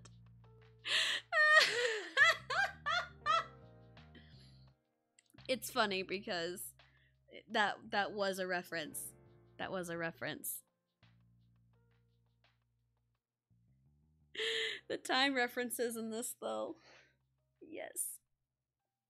Yep, and I totally referenced the story we read last week, The Modest Dancer, because Donghae was the one who told Eunhyuk, hey, she's the yin to your yang, the butter to your toast, the music to your dance, the horse dance to your Gangnam Style. And then here, it's the other way around. Come on, you guys are like yin and yang, butter and toast, music and dance, the horse dance and Gangnam Style. Like, I feel like you just referenced something. And it was indeed a reference. Tessa just shrugged. So the duet day is coming up. Have you found a partner? Eunhyuk asked. Tessa motioned her head towards Donghae. Got one right here. What song are you gonna do? Eunhyuk asked. What song do you want to do? Tessa quietly asked Donghae. Donghae thought about it for a moment. I really like the song Please Don't. We'll do that one then, Tessa smiled. So are you doing the duet this year?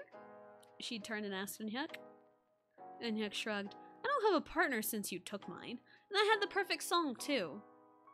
That's your problem now. Plus, I really want to shove it in Kyuhyun's face this year, Tessa cheered to herself. I heard my name, Kyuhyun shouted from across the room. You were supposed to! Tessa shouted back.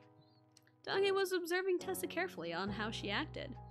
You're lucky I'm sick or else you wouldn't be giggling right now. Oh, you're sick? Tessa asked as she walked over to Kyuhyun. Yeah, what of it? Kyuhyun snarkily replied as he glared at her. Tessa sternly looked at Kyuhyun, then placed the back of her hand to his forehead. You do seem a little warm. Maybe that ego of yours finally got to you, she chuckled. Ha ha, very funny, Kyuhyun sarcastically laughed. Tessa rolled her eyes as she walked back to Eunhyuk and Donghae. Donghae took note on how Tessa handled that situation. Yes, Donghae. Yes, Donghae. Please. Please. Please realize. You want me to take the rap and the vocals at the end? Tessa asked Donghae. Donghae nodded. Since you have a better live than I do. Tessa then thought it over for a moment. If I get those parts, I'll let you have that huge chunk of lines after the rap. Are you sure? Donghae asked. Yes, I'm sure, Tessa nodded as she smiled. We need to balance the lines somehow. If you say so, Donghae said as he wrote down on the paper of lyrics. It then grew silent between the two. It felt awkward for Tessa, but Donghae wasn't really paying attention to it. I think we should be good with this song.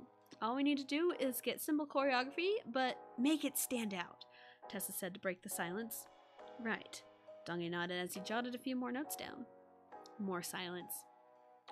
This is pissing me off, Tessa thought as she pouted.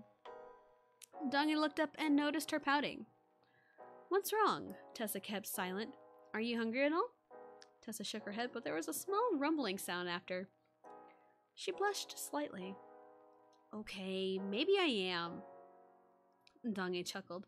Let's go out to eat then. Dong-ae just looked up at him. Or Tessa just looked up at him, but Dong-ae grabbed her wrist and dragged her to a fast food place a few blocks away. Tessa somehow didn't want to go, but because it's Dong-ae taking her, that made all the difference. As they were walking back, they passed by an elderly couple and they made the comment. Oh, you two look like a good couple, the woman commented. Tessa smiled sadly and took the compliment, but Dong-ae replied, I'm sorry to say that we're only friends. That's too bad. You two seem perfect for each other, the man said as they went on their way. Tessa couldn't help but notice the hint of sadness in Dong-ae's voice when he said that. There's still hope left, she thought as they arrived back at Dong-ae's house. You seemed a little sad talking to the elderly couple earlier. Tessa facepalmed as soon as she said that. Dong-ae just looked at her with somewhat sad eyes. It's nothing to worry about. Tessa started to get worried. Okay, whatever you say. I feel like I'm missing something obvious, Dong-ae thought as he took a sip of his drink. Yes you are. Yes, Dong-ae, you are missing something obvious. Hello, I am here. Hello, Alicia. Hi. This is like the climax of the story. Well, not really the climax, but it's a big turning point. Hi. Dong-ae is super oblivious. And something needs to be done about it. Hashtag missing the climax. We're chapter 12? Chapter 12, we're about halfway. I'm so sorry, I've missed so much. No worries, no worries. I'll catch you up to speed. Dong-ae moved, meets Tessa. They hit it off, but it's like, no. Dong-ae's like, we're only just friends. Hashtag the climax is here. Hashtag ope. And lots of obliviousness, lots of cluelessness, and they really like each other, but someone has to make a damn move. And that's where we're at. But like at the school, they're doing an annual duet, because it's a performance school.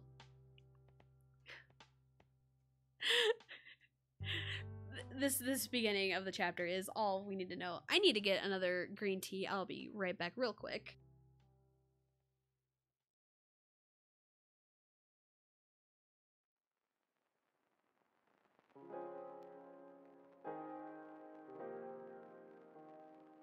And I'm back.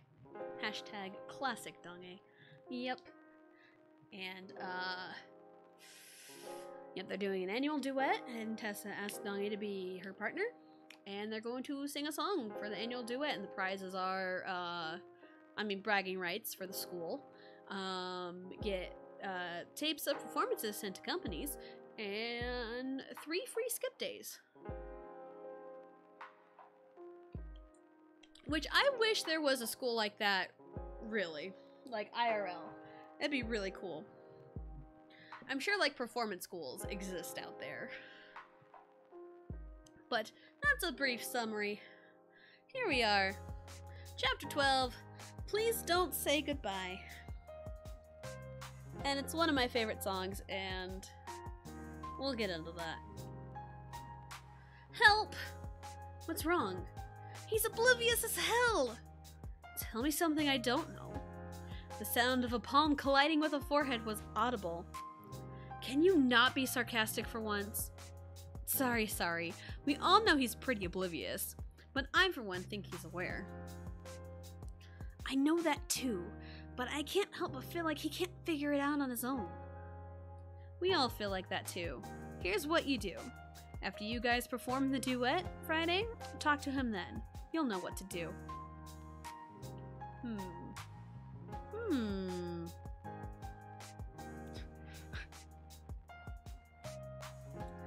And that's how I survived World War II. Okay, class, remember you're performing your duets tomorrow, Mr. Kwon told the class. Tessa released a sigh as she closed her notebook. So, are you and Dong-ae ready to perform tomorrow? Sungmin asked as he sat down next to her. Hell yeah, we are, Tessa replied. Who are you doing your duet with? I wasn't really planning on doing the duet this year. The one with you last year was the ultimate highlight of high school, Sungmin smiled. Tessa couldn't help but smile back. Yeah, we did have a kick-ass performance. Although it would have been awesome if we won that damn thing. Even though Q is my best friend, I still think he rigged it. Sungmin shook his head, but still smiled. Tessa chuckled. But I am curious to hear his duet with Tiffany. I don't know what it is, but their voices seem too different to me. We'll find out tomorrow, Sungmin said. Although I would have liked to see you do that same song with Kyuhyun instead of Tiffany. Are you trying to imply something? Tessa shot him a look. Sungmin chuckled. No, but I do hope you work things out with Donghae. Tessa released a sigh just as the bell rang. Speaking of, I'm off to homeroom with Miss Jo. And I practically stay here, Sungmin smiled. Hwaiting! Hwaiting is, is a cheer, like good luck, fighting. Yeah. Tessa rolled her eyes as she left the classroom.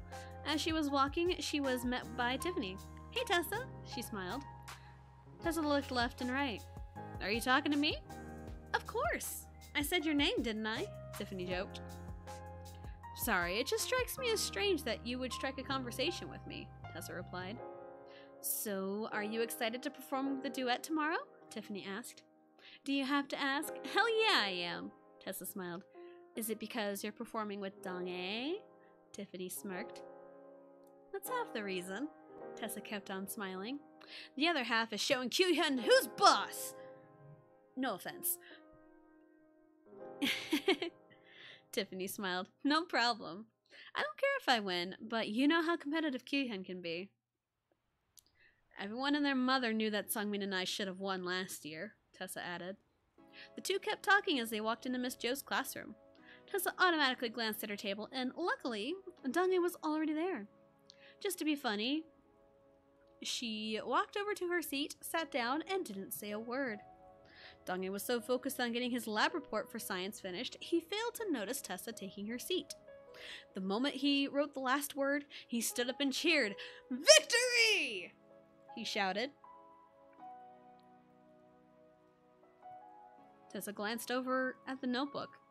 What was your experiment, burning cardboard? Donghae jumped when he heard her voice. Holy! How long have you been there? Since the beginning of time, Tessa replied in a serious tone. How do you look so young? Donghae went with the joke. That's the power of makeup, my dear. Tessa patted Donghae's back after he sat back down. Anyway, are you excited for tomorrow? Definitely, but I can't help but be a little nervous, Donghae replied. There's no need to be, Tessa smiled. We'll be daebak. I just know it. Daebak is Korean. It's basically like, we'll be awesome.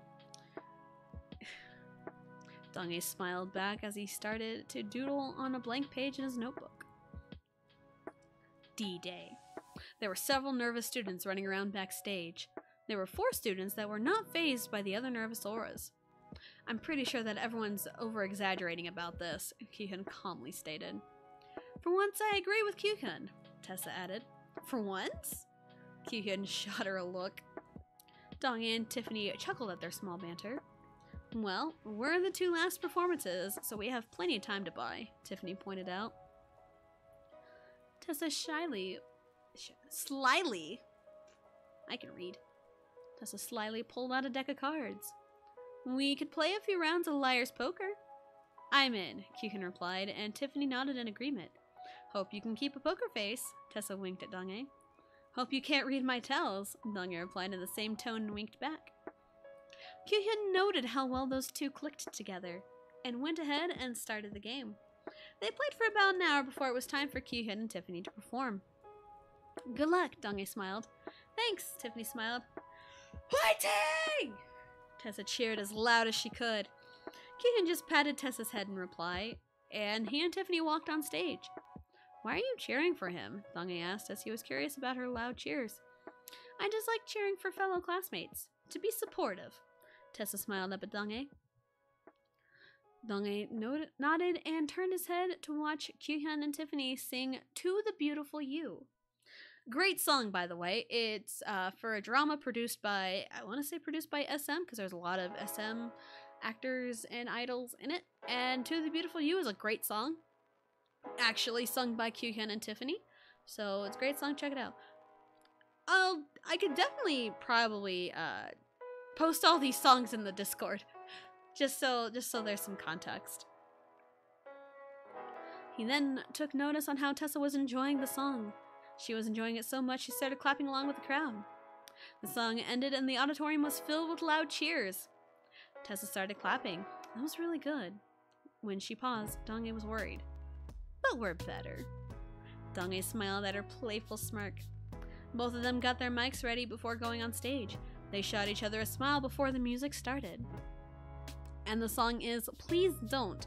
And this is a solo song that Donghae did for a drama he was in, for a K-drama he was in.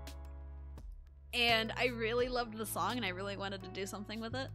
And I think that's kind of what inspired this story. So it's one of my favorites. Tessa was performing to the top of her ability as well as Donghae. Although his live isn't as good as Tessa's, he still performed nearly perfect. Most of the performances before there seemed to have forgotten about the cameras.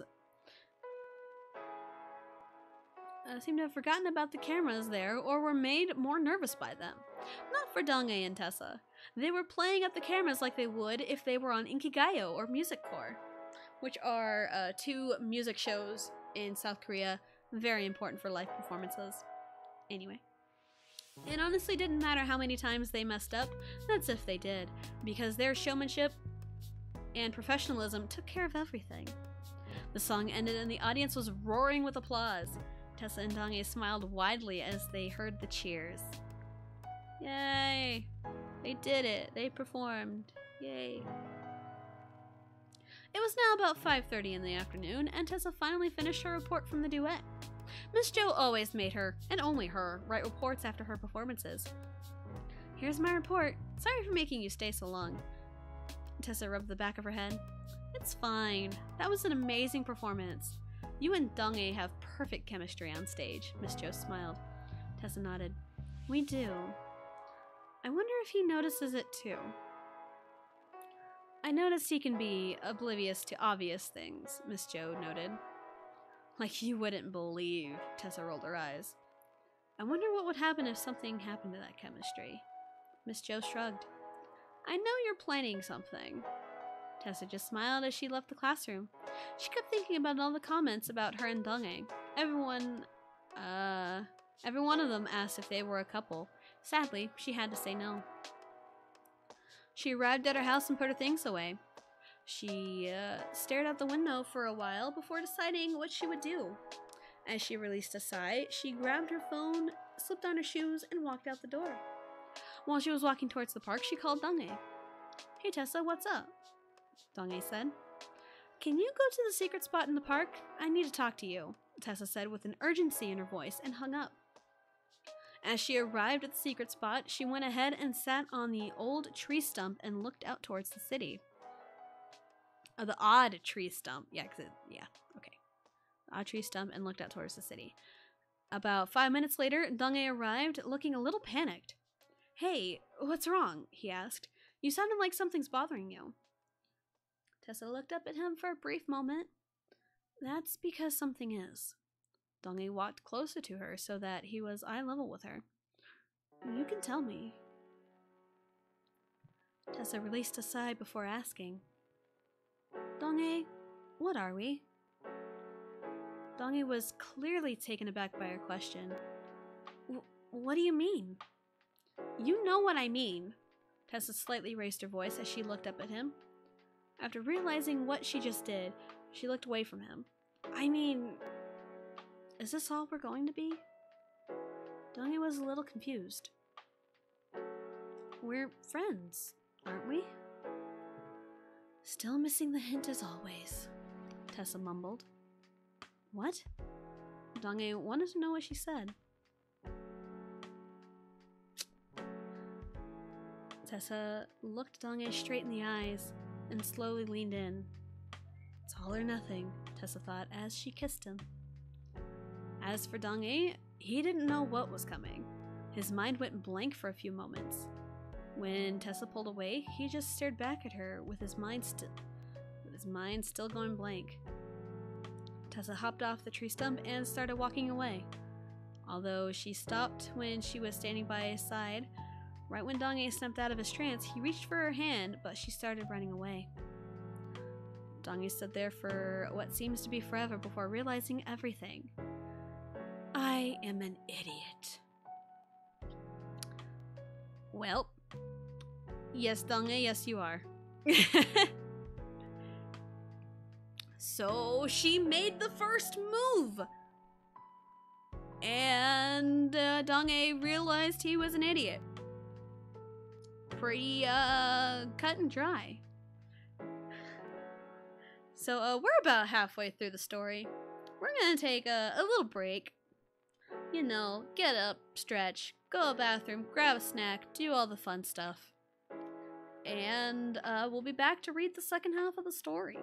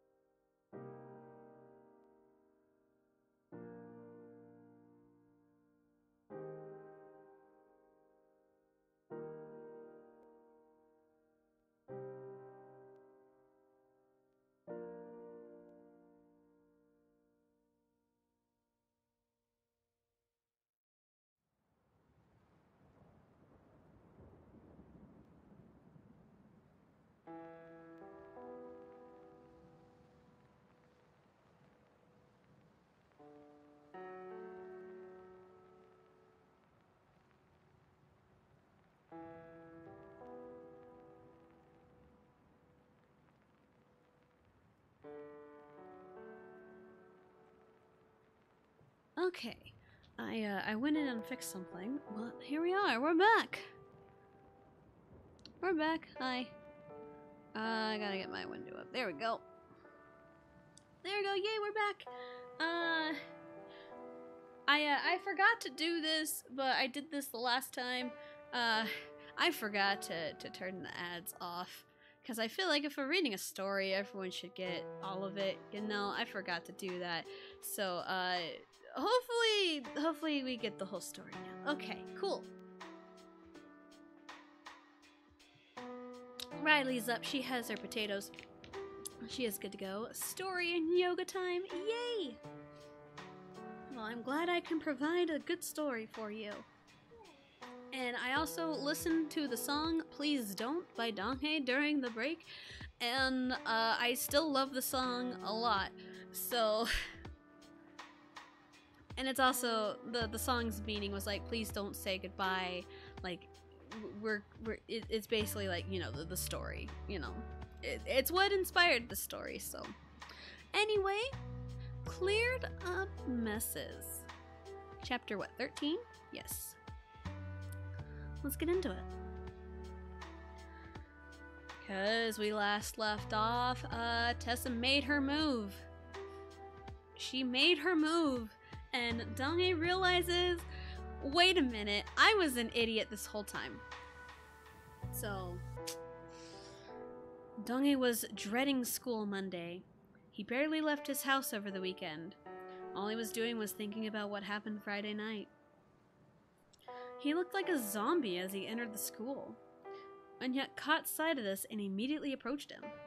He looked terrible. What happened? Dong-ae glared at him. Oh, nothing happened really, except for the fact that I know everything now. Shouldn't that be a good thing? Eun-hyuk asked. Yeah, but knowing that Tessa's probably hurt from me being an idiot, Dong-ae sighed. Eun-hyuk couldn't help but be worried.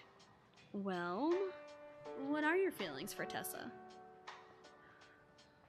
My answer's going to be a little complicated, Dong-ae started out and took a deep breath.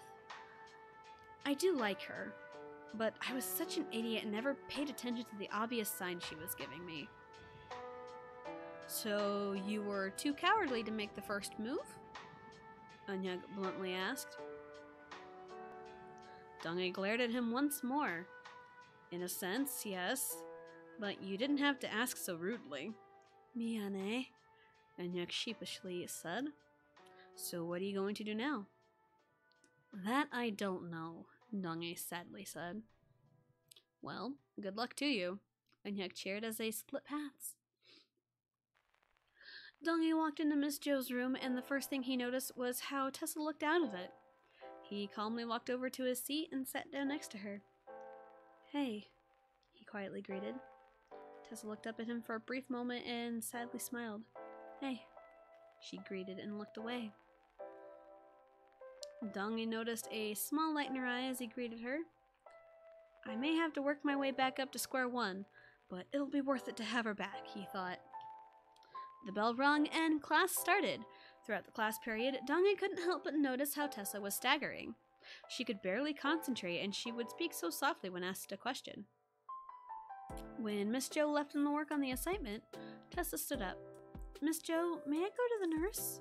Before Miss Jo got a chance to reply, Tessa collapsed. Luckily, Dong-ae caught her before she hit the ground. The class started to freak out. Calm down, Miss Jo told everyone. Dong-ae, can you take her to the nurse? Will do, Dong-ae nodded and carried Tessa out of the classroom. And now we're switching to Dong-ae's point of view. We don't really switch point of views very often here, but it's fine. I was worried before, but now I'm extremely worried. Is she like this because of what happened? It's more than likely, but it still makes me feel bad. Damn, she looks so pale. Has she been eating? Did she overwork herself? So many questions running through my mind. It's worrying me. Did I mention that I was worried? Yes, Dong-ae. Yes, you did mention that. I arrived at the nurse's office and laid her on the bed. Oh my! The nurse noticed Tessa. What happened? She seemed very weak earlier, and right when she stood up, she fainted. I explained to the nurse. As she was checking up on Tessa, my gaze shifted to her left hand. More specifically, at the scar. She's still this stubborn? I guess she was going to ask Miss Jo to go to the nurse, but it was a little late. Can you watch over her for a little bit? I need to make a phone call, the nurse asked me. Sure, I replied. Now I'm alone with an unconscious Tessa. Don't think any dirty thoughts because I wouldn't dare. Dong-ae, you are a man of class, and we stan you. Hashtag no sexy time. My mind keeps drifting off to Friday night. Talk about a roundhouse kick to the face. I honestly had no idea what her feelings for me were. Yeah, I already know I'm an idiot for not seeing it before. Glad you know that, Dong-ae. Now that I know her feelings, what can I do to show her mine? What can I do, though? I know I can't do anything too ordinary. Before I could start thinking, my phone rang. It happened to be a number I didn't recognize, but I answered it anyway. Yupsale? Hey Dong-ae, how are you? It was a guy, but I think I recognize his voice. I'm fine, and who are you? I replied. Oh, sorry, this is Zello, Tessa's brother. Okay, my suspicions are cleared. What makes you call in the middle of the day? I asked. I'm just really curious. Zello sounded really suspicious. You know what happened Friday night, don't you? I bluntly asked, and as I sighed, I heard a chuckle on the other line. Yeah, but I do think you're an idiot. Me too, I sighed as I took the comment. At least you're man enough to admit it. There was a pause. You know what? I can help you with Tessa. My attention spiked up. How so? For starters, I can tell you what's on her mind in terms with you. Zello started. Okay, but I don't want too much though. It could be bad. I replied. Good point, but I can help you with winning her back. I never won her in the first place, I sighed. You know what I mean. Also, I want to talk to you about her past. I know for a fact she won't talk to you about it. So if you could possibly meet up with me after school? Zello asked, somewhat out of the blue. Okay, where do you want to meet up? I cautiously asked. There's a cafe on 23rd Street. We can meet there. I'll buy whatever you want, Zello offered. Can't say no to free food. Sounds good. See you later. And I hung up. Great. Tessa kisses me, and I feel like an idiot, and now her brother's going to give me a crash course on her past. How lovely. Laying on the floor listening to the story. Oh man, Witch, I love you. You're great. Alright. Time sure flies when you have something on your mind. Tessa's fine now after what happened this morning. The only time I legitimately got to talk to her was right at the end of school. I just told her have a safe trip home and she only nodded. I deserved this in a way, but I want to fix what I messed up. Now, I need to go to the cafe on 23rd Street. It's a good thing I wasn't too far from the school. I saw Zello walking from the opposite direction as he started waving frantically. Hey, Dong-ae! Hi, I replied. To be honest, I still feel a little awkward with him. Let's grab something to eat first, Zello smiled. I only nodded as we walked inside. We ordered food and drinks and he did all that mumbo jumbo.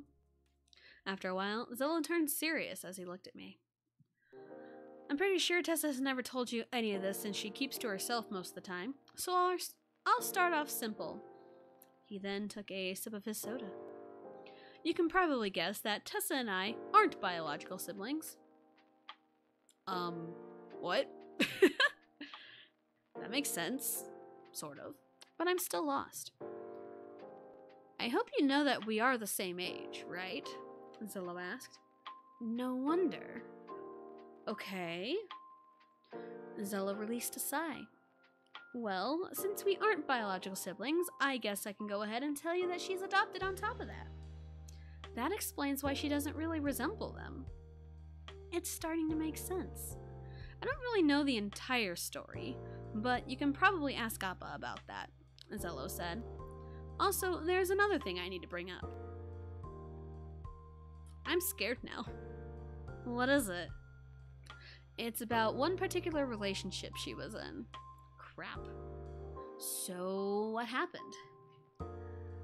It's one of those, the guy cheated on her and she'll never be the same type things, except that Tessa wasn't as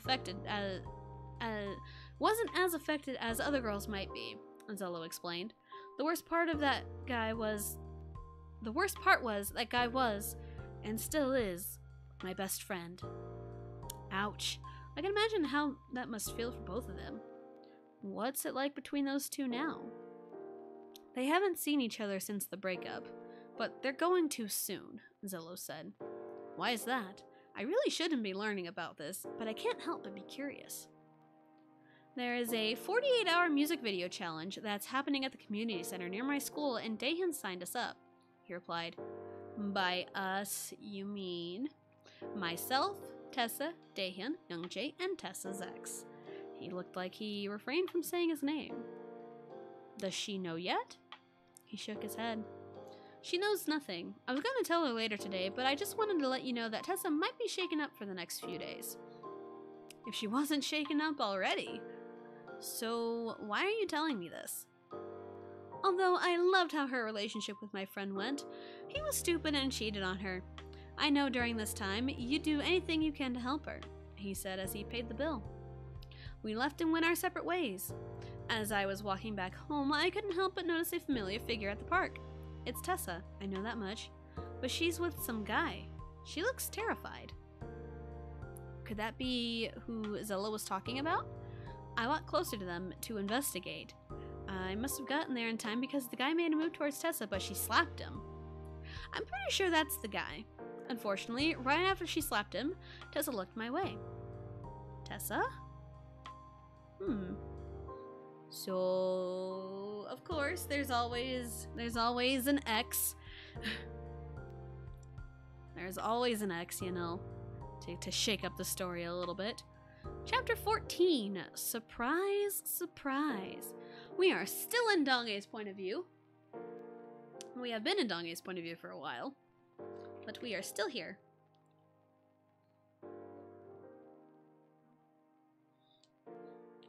Hi. I needed a drink, and Riley keeps saying hi. Hi. Hi. Tessa? The look in her eyes says that she was scared. The guy looked at me. He is pretty good looking. Okay, can't get distracted now. Hello, the guy said to me. Hello. I tried my best to sound cool. Are you the guy that Tessa was talking about? He asked. You idiot! Tessa blurted out. She immediately covered her mouth as if she didn't mean to say that.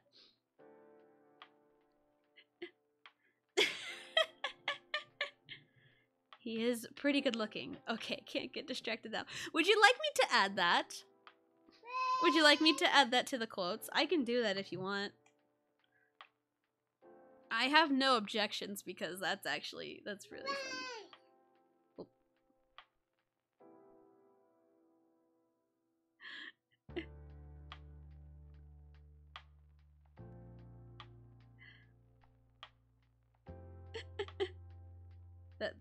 That's pretty funny. We'll do that. Okay, can't get distracted now. There we go. Our quote is added.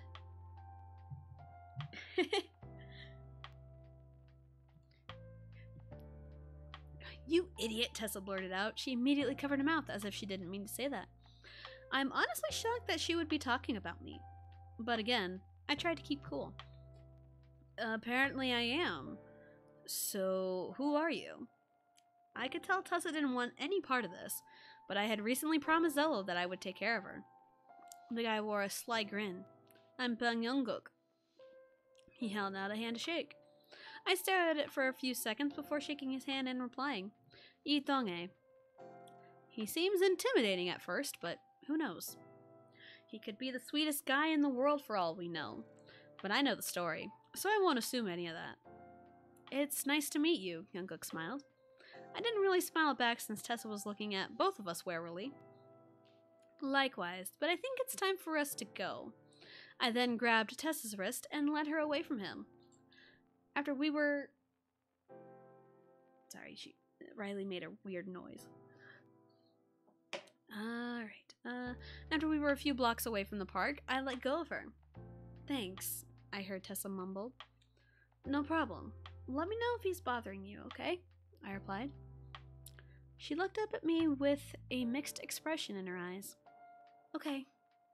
I can tell I still have a long way to go, but this is a start. As Appa always told me, if I wanted something bad, nothing is going to stop me from getting it. If you work hard at it, you know. Excellent, quote 30. The next day at school, Tessa looked a lot better than she did the day before. She was casually working on a drawing during lunch when her phone suddenly went off. Yobseo, she answered. Tessia, I have good news and bad news, Zello started out. Give it to me straight, Doc, Tessa replied as she started shading in her drawing. Oh yeah, Donge's point of view ended. Sorry, we're back to third person. Give it to me straight, Doc, Tessa replied as she started shading in her drawing. Here's the good news. We are signed up and okayed to do the 48-hour music video challenge. Zello started out with a cheerful attitude. Sweet! Tessa cheered as well. So what's the bad news? Zello released a sigh before telling her, Jungkook is in our group. Tessa paused for a moment before saying anything else. So that explains why he suddenly started talking to me again. You talked to him recently? Zello was 100% surprised. Yesterday, Tessa then looked around to make sure nobody would hear her. But thankfully, Donghae was there before anything got out of hand. Zello released a loud sigh. That's good, but I'm just letting you know you'll be seeing him a lot. You'll be seeing a lot of him this weekend. The things this weekend? Tessa seemed surprised. She then saw Eunhyuk and Donghae walk to a table with their lunch trays. They were talking about something serious. At least that's what it appears to be. Yeah, so I suggest you use some of your skips you won from the duet by... Yeah, so I suggest you use some of the skips you won from the duet because the shindig starts at 2 p.m. Friday, Zello said. Got it, so it's you, me, Jungkook, Daehyun, and Youngjae? Tessa asked. That is correct, Zello replied. Well, see you Friday. Zello hung up before Tessa had the chance to say goodbye. Stupid brother. No goodbye or anything? Sheesh. What's going on this weekend? Tessa turned over her shoulder to see Henry staring at her. The 48-hour music video challenge is this weekend. My brother, his friends, and I are going to be in it. Sounds fun, Henry commented. It is. I was in it last year with Amber and Hyoyeon, Tessa replied. Are you going to be okay? Henry asked. Tessa looked up at him. You want the honest answer? Henry nodded. I really don't know. Well, if you need anything, you know where to find me, Henry smiled. Tessa nodded in reply. She gathered her things and headed towards the next class. Kihyun, I hope your advice plays out well. So far, it's just going downhill. So, Kyuhyun's advice, huh? Was she the one? Was he the one she talked to at the beginning of that one chapter? Because it wasn't really stated. Could be. Could be. Yo, Q! Kyuhyun turned around and saw Tessa jogging towards him. What's up? Tiffany told me you were looking for me? Tessa said as she started walking to Kyuhyun's place. That's right. Tiffany and I were asked to perform at the Civic Center in 2 weeks, but Tiffany's going to be out of town the whole day that day. Kyuhyun explained his story. So you want me to fill in? Tessa asked. If you would so kindly, Kyuhyun replied in a somewhat sarcastic tone. Any particular reason you would ask me? Tessa asked. You want the honest answer? Kyuhyun asked. Tessa nodded. Because I was actually considering you to be my partner for the duet, but I knew you would pick Donghae. Hearing this made Tessa smile. It's nice to hear Evil Q has a soft side. Kyuhyun looked away. So, will you perform with me or not? Of course I will, but... Tessa then looked to where Eunhyuk and Donghae were. Can you talk to Donghae for me? Kyuhyun followed her gaze and smirked. I have a better idea. Uh-oh, what is Kyuhyun's idea? Why am I worried? Why am I worried about Kyuhyun's idea? I literally have no idea what this could be. Chapter 15, Challenge Time. Tessa stared at her phone so long that Youngjae started to worry. Are you okay? You've been staring at your phone for 10 minutes, he said. Tessa looked up. Oh, it's nothing important. Liar, Youngjae called her out. Tessa stared back at him for a few moments before releasing a sigh. Fine, it's a text Donghae sent me. What did it say? Youngjae asked in a somewhat sad tone. He just told me good luck on the 48-hour music video challenge. Good God, I can't speak. And to also let him know if Jungkook is bothering me, Tessa replied. Youngjae nodded. He seemed worried about you. More so than he did before. Tessa smirked. That means my plan is working. Your plan? Also, it was never stated, but the line of, you better use your skip days you won from the duet, it is heavily implied Tessa and Donghae won the duet. So there we go. Youngjae knew not to question her any further. He knows when the word plan is involved to not question her. Anyway, the meeting with the groups is about to start. All right, Tessa smiled as she walked with Young Jay. The two joined up with the others just in time for the explanations. The announcer stood atop the podium and beamed a smile. Thank you all for signing up for the 48-hour music video challenge. The name is self-explanatory. You have 48 hours to film and edit a music video. Making a music video takes time to produce, but that's the fun of this challenge. It is a test of creativity, time management, and teamwork. All of the equipment needed to film would be provided for you. The rest is all on you guys, the guy said. Each group should already have their song drawn, so let's not waste any time. Begin!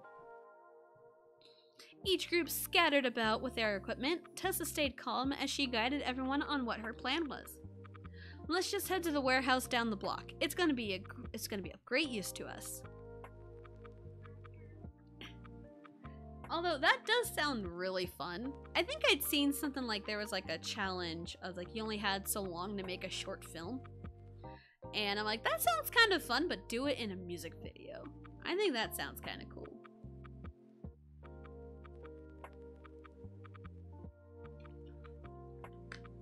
I wonder how Tessa's doing, Donghae thought as he stared at the board in Miss Jo's class. Tessa's at the 48-hour music video challenge, isn't she? Miss Jo asked.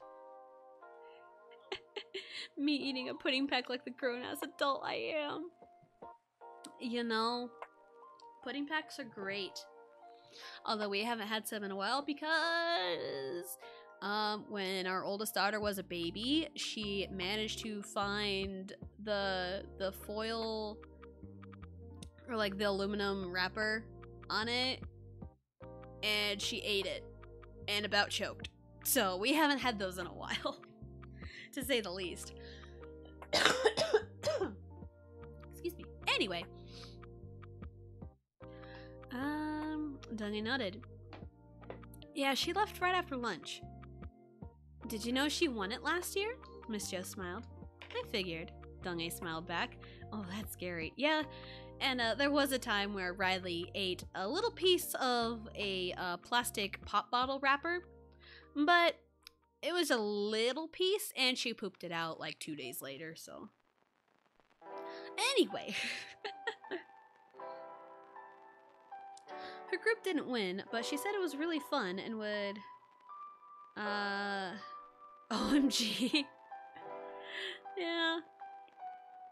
Her group didn't win, but she said it was really fun and would definitely do it again, Miss Jo replied, and was a little silent before Miss Jo switched the subject.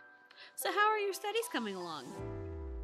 Pretty well. I've aced all my dance exams. Core classes are a piece of cake. Well, except for math, Donghae answered. That's to be expected, Miss Jo chuckled.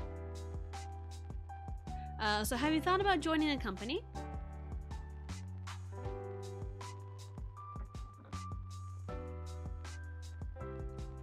Got a roll yesterday and my two pants are tight and I hurt now. Oh no! Like the outside of your thighs. Oh no! That sounds rough. So have you thought about joining a company? It's crossed my mind, but it's not something I'm concerned about right now, Donghae honestly answered. Understandable, but just to let you know, Miss Jo started. Since winning the duet, the tapes were sent to several different companies, and they like you. They do? Donghae seemed surprised at the news. Miss Jo nodded. You have talent, Donghae. No doubt about that. I suggest at least looking into the companies before you totally turn away from the idea. Okay, Donghae replied. What about Tessa? She has loads more talent than I do. All of the companies she's looked at want her to go solo, Miss Jo answered. How is that a problem? Donghae asked as he caught the strange tone in her voice. Tessa doesn't want to go solo. She very well could go solo, but she says that she's more confident if she's in a group, Miss Jo said. Donghae then thought back to the group performances. That sounds about right. What are you going to do now, Donghae? Miss Jo smirked. Donghae didn't like that look. I'm going to keep trying. At least prove to her that I'm not an idiot. Miss Jo then chuckled. That's one way to put it. Alright, kiddo, that's enough. You don't need to chug the whole thing. And you about already have. How long has it been? Daehyun whined.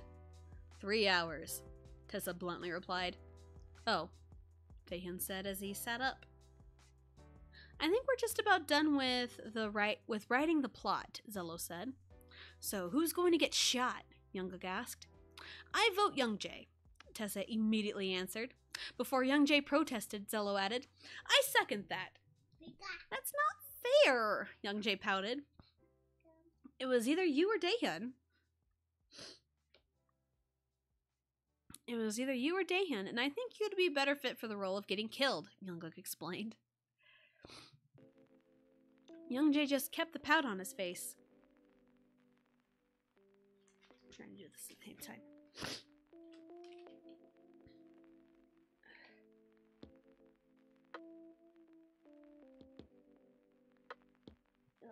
Excuse me. Alright. Youngjae just kept the pout on his face. Tessa took this as an incentive to explain the plan. We'll use this warehouse to film the dance. Then we'll scour the town and maybe use a different part of the warehouse to film the gangsta plot stuff. Great description, Zillow bluntly commented. I do the best I can. Tessa shrugged. Now that we've got the plot, let's work on the choreography, Daehyun said as he stood up.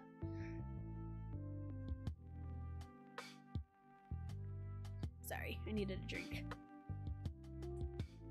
Now that we've got the plot, let's work on the choreography, Daehyun said as he stood up. For the next few hours, they worked non-stop on the choreography. Tessa proved to be a great leader of the operation. Youngkook would do the best he could to help her out. What should I do for the first part of my rap? Zello asked his sister. Tessa thought for a few moments. You should do that weird spider thing you've shown me countless times.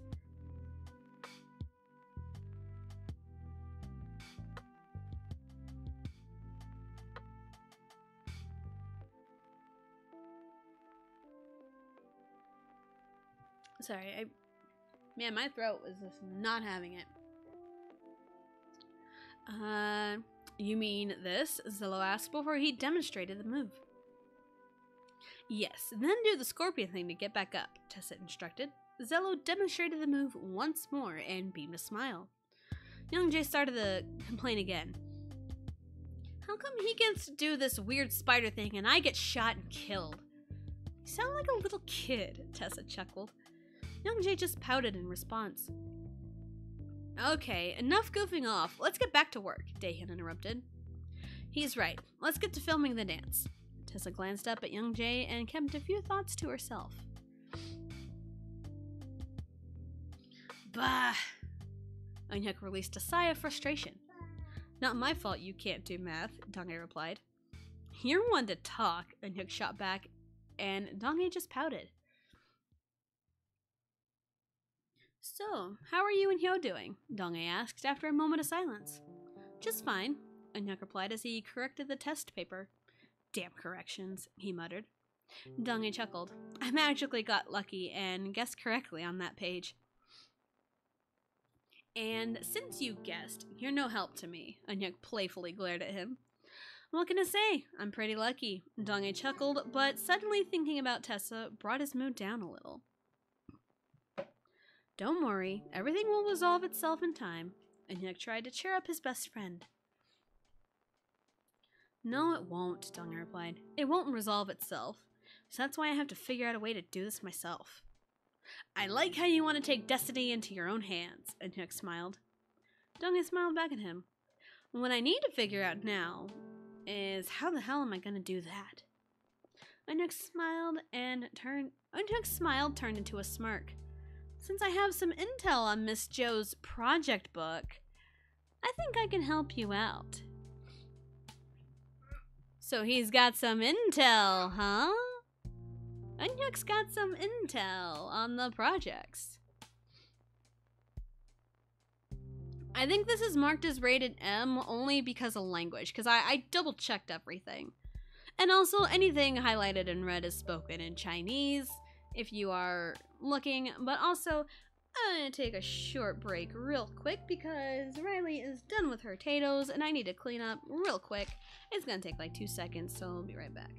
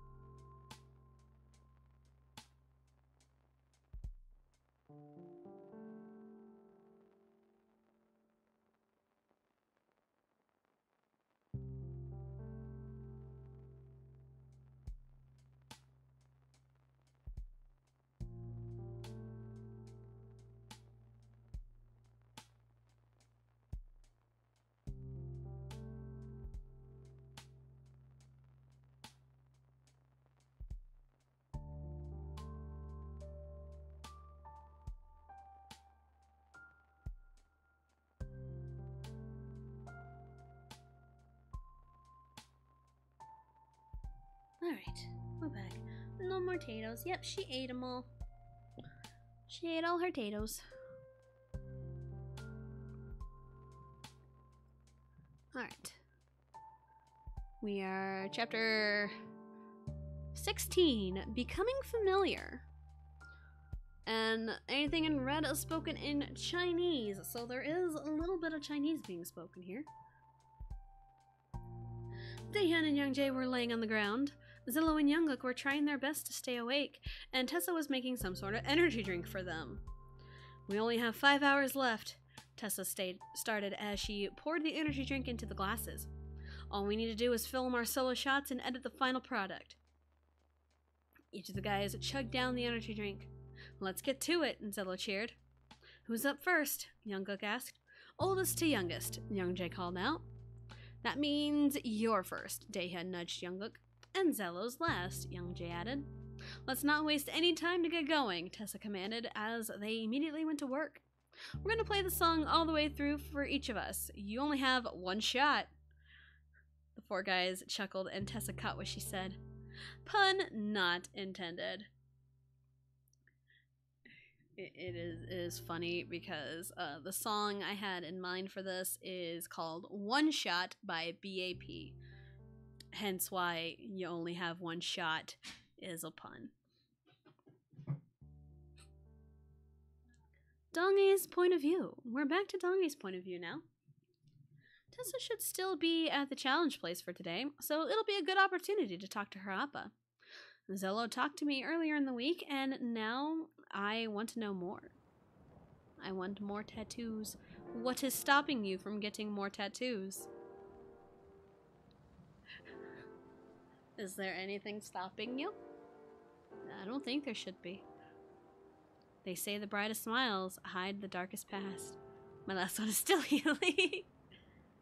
I don't know that struggle because I have 0 tattoos. So, yeah. So I do not understand.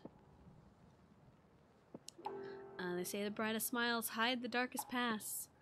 I just want to get a better understanding of Tessa's past. Hello.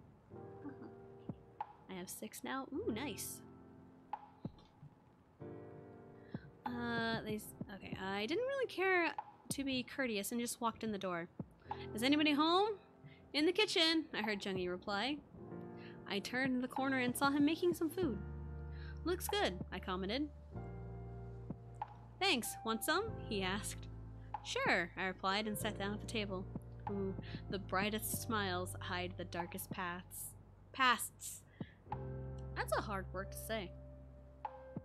But yeah, I think I got that from somewhere. I don't know. Maybe it was like a Tumblr post from back then. I don't know.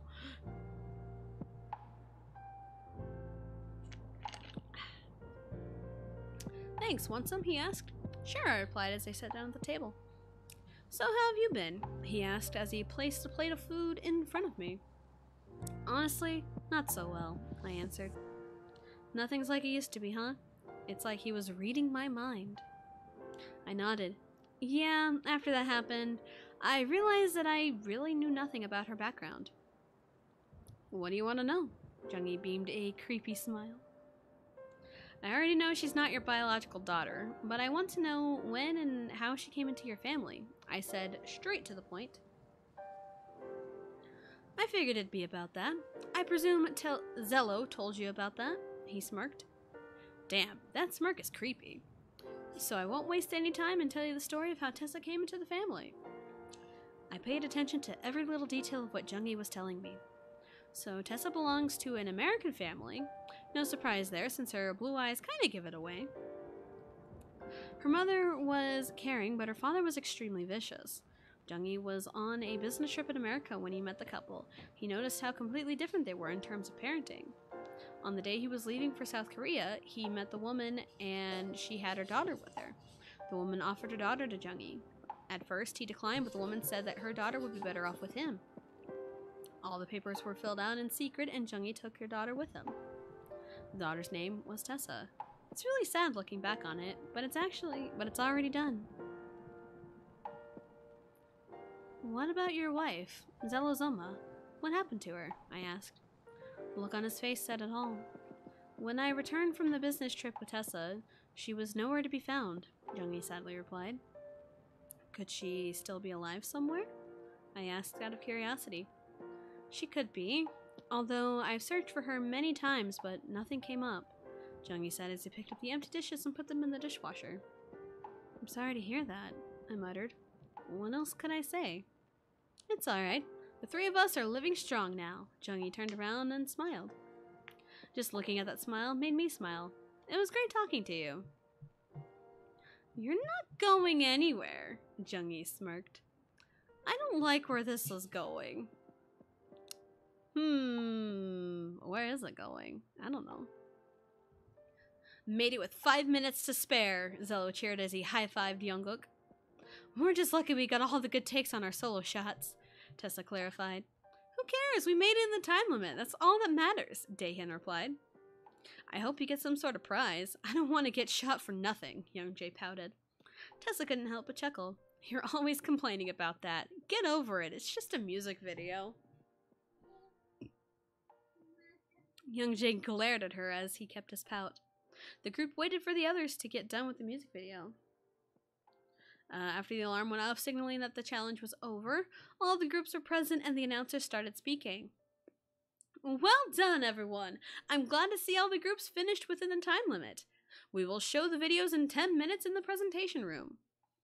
The groups followed the crew to the presentation room. They were talking about how good or bad the music video was. Tessa quickly checked her phone and found 2 messages. Message from Eunhyuk. How'd the challenge go? That's not the point. You've got another music video challenge coming your way and you're in my group.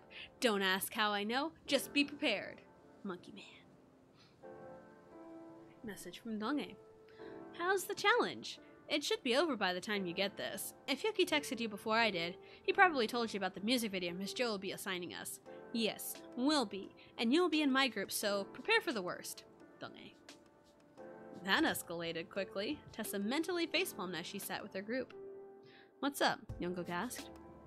You know, Eunhyuk, he always has some secret intel on Miss Jo's assignments, Tessa replied as she shook her head. Jungkook smiled a little. You'll manage somehow. They started playing the first music video. The song was New ABO, and the music video seemed a bit lackluster. The plot isn't very clear, but I do like the dance, Tessa commented as her inner critic started to come out. The judges wrote their comments on the music video, then they played more music videos for everyone to watch.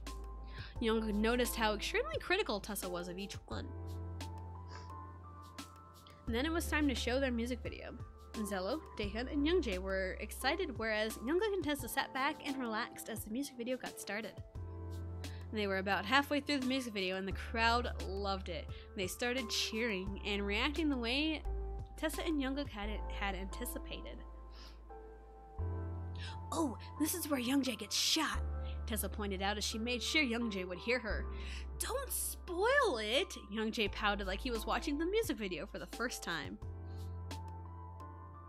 Tessa chuckled at how cute he was acting and continued watching the music video. Youngkook couldn't help but laugh as well. Tessa glanced at him and felt a little awkward, but relaxed at the same time. After the music video was done playing, there were a lot of cheers. The announcer stood at the podium.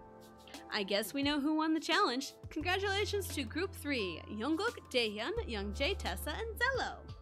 The group cheered at their success. "I knew picking Youngjae to get shot was a great idea," Tessa joked as Youngjae glared at her.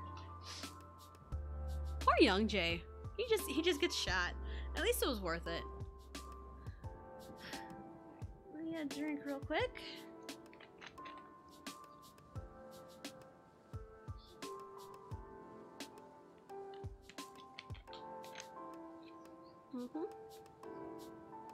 Quiet down, class. Just because we have a new transfer student doesn't mean you can goof off, Miss Jo warned the class. "Where's the girl from?" Mino asked. "Is she hot?" a random guy asked. "Guys!"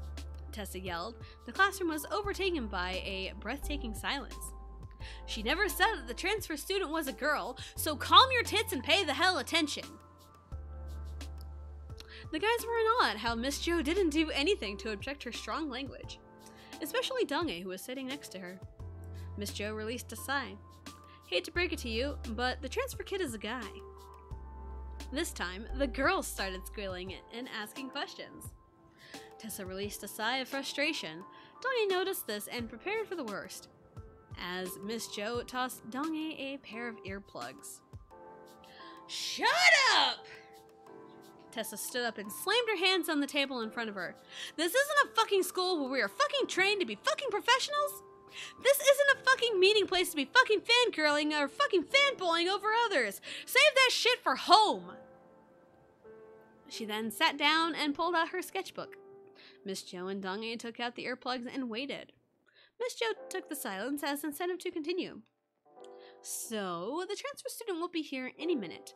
I'm pretty sure that he speaks Korean, but it may be limited. Be careful around him." The students nodded attentively as they worked silently to themselves. A few minutes later, a tall guy walked into the classroom. Miss Jo beamed a smile. "Class, this is the transfer student, Jomi." "What? No new seating chart like you always do with new students?" Onu asked. "Since I couldn't concentrate with all the questions you were firing at me, I was unable to come up with a seating chart," Miss Jo smiled, but her aura said she was pissed. "안녕하세요, Jomi입니다." Zomi introduced himself to the class. "Jomi, you can sit next to Henry in the table behind Tessa and Donghae," Miss Jo directed as the three said people raised their hands to let Zomi know who they were. Zomi walked to the table and sat down next to Henry. Tessa and Donghae turned around to face him. "Annyeong," Tessa smiled. "Annyeong," Zomi replied. "You look Chinese," Henry noted. "That's because I am," Zomi said to him. A light bulb went off in Donghae's head. "What made you move here?" Now we're in the red text, so anything in red is spoken in Chinese. "What made you move here?" "A friend of mine recommended the school, so I moved here from China to check it out," Zomi replied. Henry caught on to the conversation. "Did you come here by yourself, or are your parents with you?" "I'm here by myself," Zomi answered. "That must be difficult," Donghae commented. Tessa pouted. "It's great that you three speak fucking Chinese, but I don't understand a damn thing." Zomi and Henry chuckled at her, and Donghae just stayed silent as he gazed at her expression. "Alright, class, I have a new assignment in store for you," Miss Jo smirked. "This is going to be interesting," Tessa and Donghae thought. Yes, okay. So it was the language. Always making sure. Chapter 17, Obstacles. Alright. And now we have purple text. And anything in purple is spoken in English. And it's a little hard for me to read, but I'll do my best.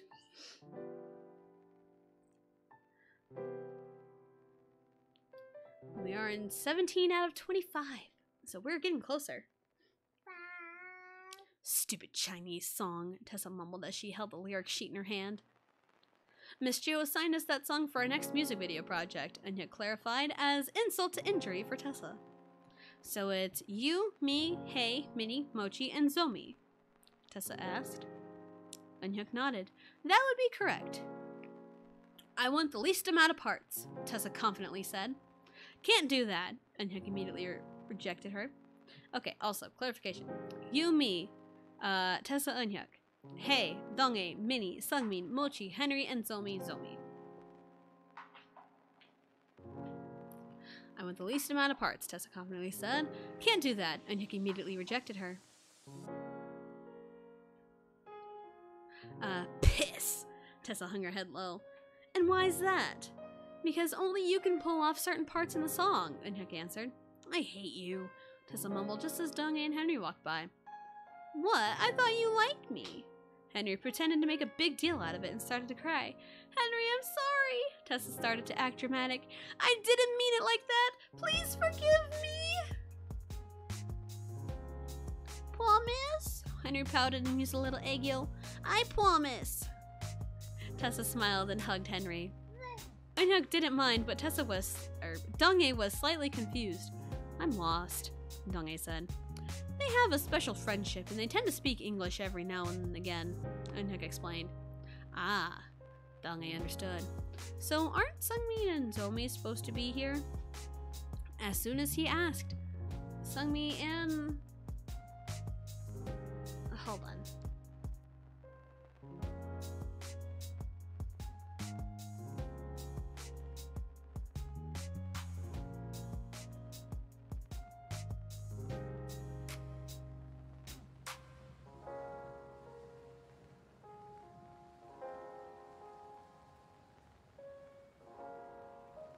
Sorry, Riley had something in her hand that she shouldn't have. Okay.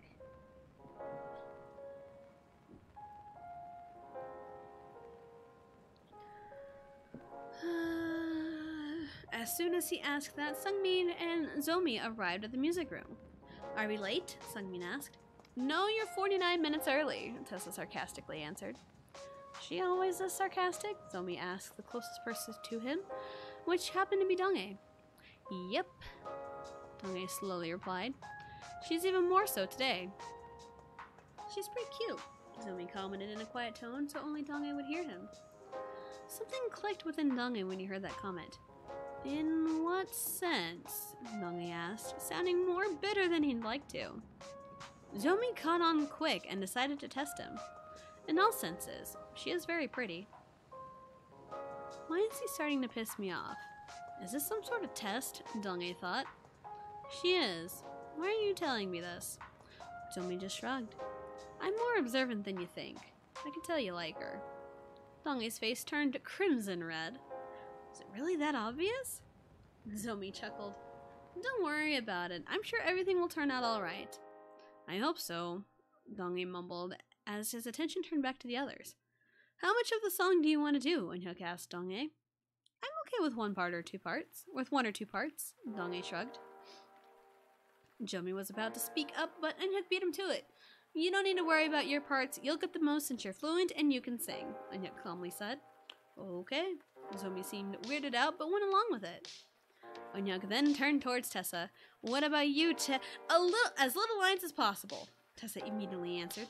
Wimp, Eunhyuk pouted. Don't worry, I only want one line, Sungmin patted Tessa's shoulder.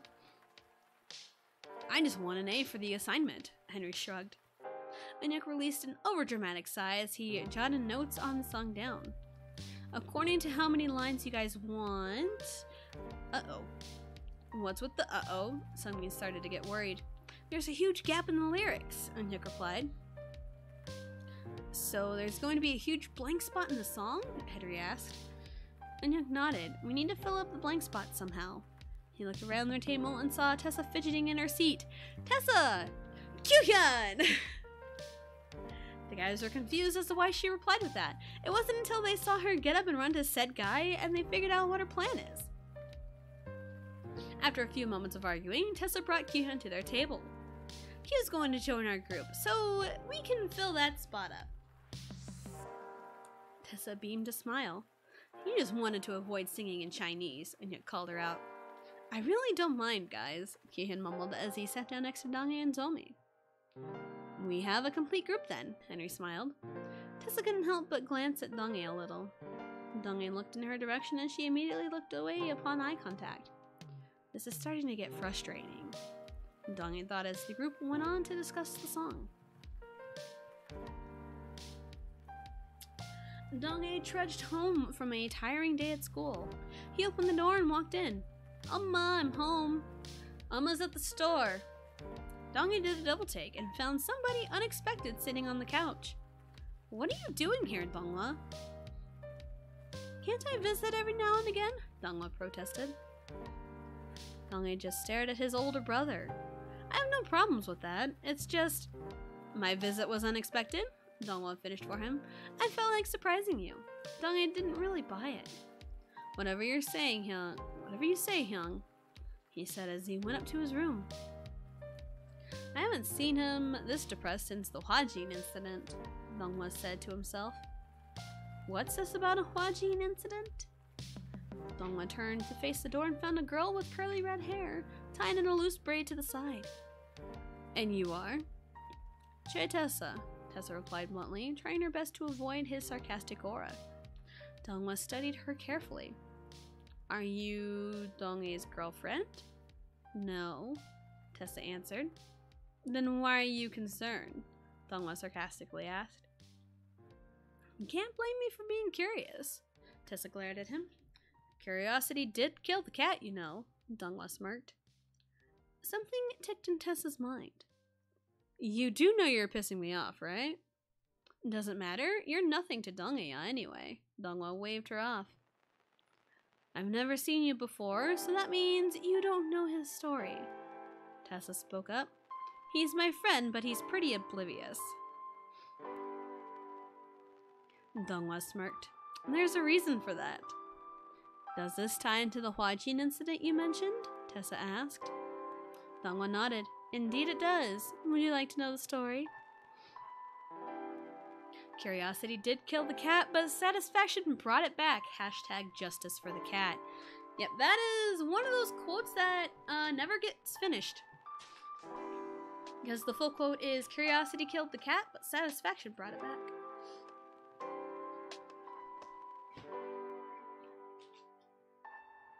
He seems like a manipulator, but you never know. I guess I'll listen to a story.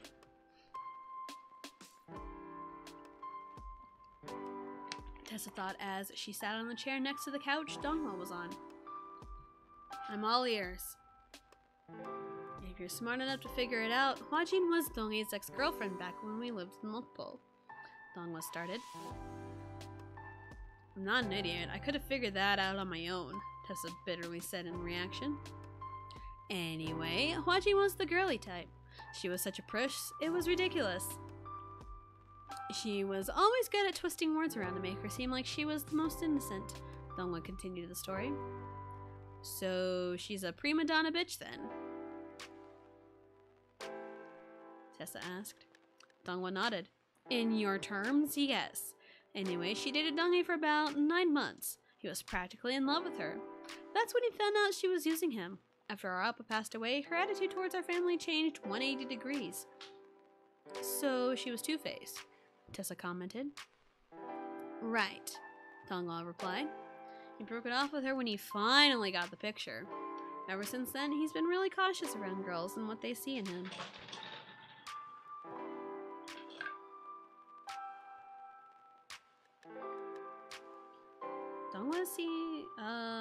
Let's see him. It finally clicked in Tessa's head.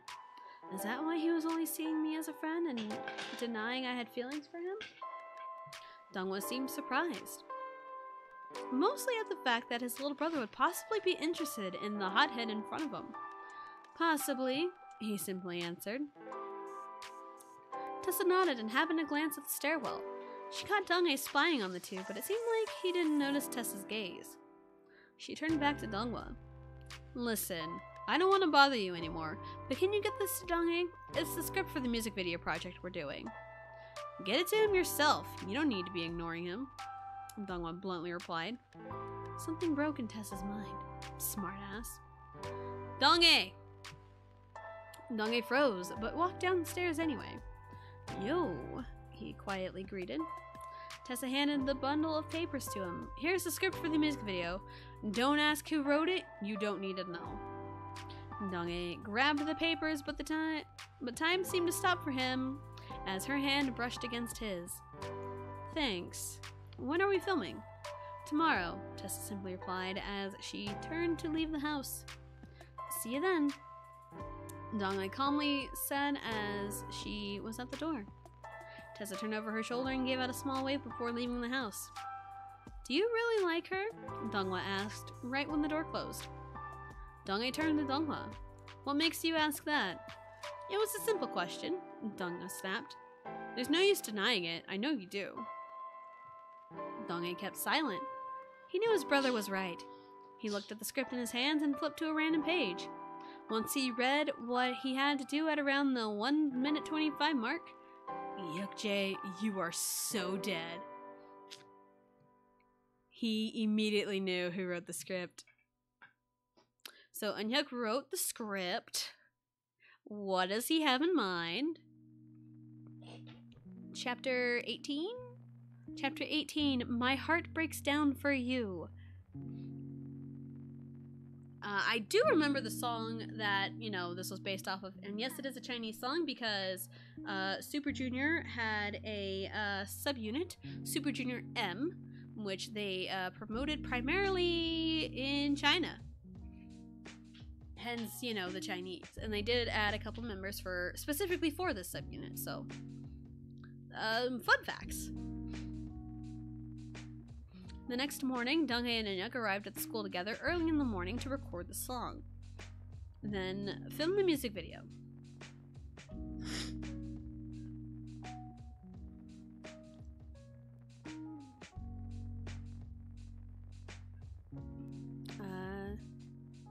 Donghae was extremely suspicious of Eunhyuk after reading the script for the music video.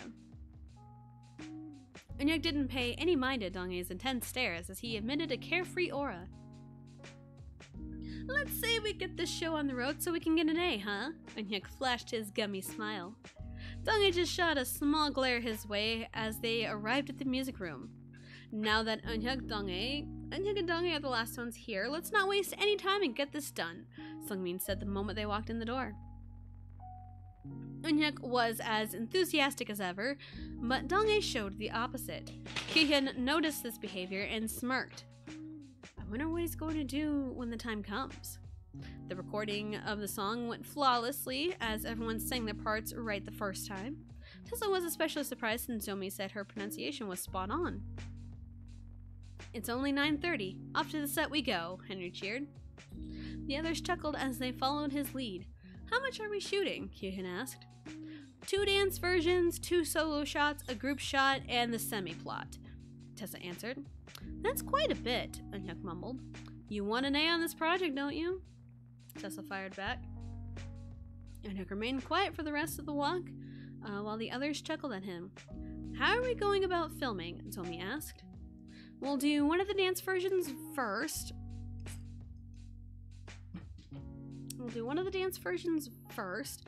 And then we'll do the solo shots in that same set. Then we'll do the plot, and then we'll do more solo shots, and then we'll finish it off with a second dance version, Sungmin answered. So let's not waste any time and get to work, Kyuhyun cheered as they arrived at the first set. Zomi coordinated everyone's wardrobe while Sungmin and Tessa took care of the makeup.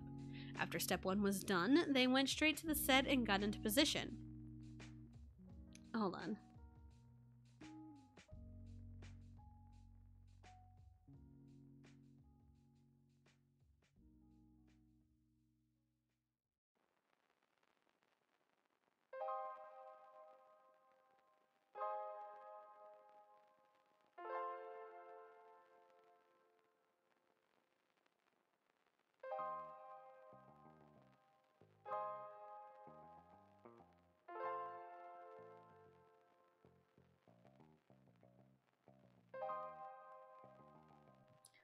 Sorry about that. I had to take care of my daughter for a little bit.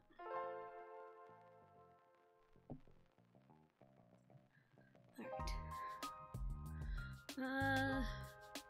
The film crew, 3 guys from the film producing class, played the music video and they began to play the music and they began to dance. Somehow they flawlessly performed the dance. After the music ended, and cut. Great job on the first take, too. One of the guys smiled. Thanks, I take it we don't have to do that again? And Nick seemed hopeful. If you're that hopeful, we've got plenty more to film anyway. Tessa replied in a serious tone and headed off the set.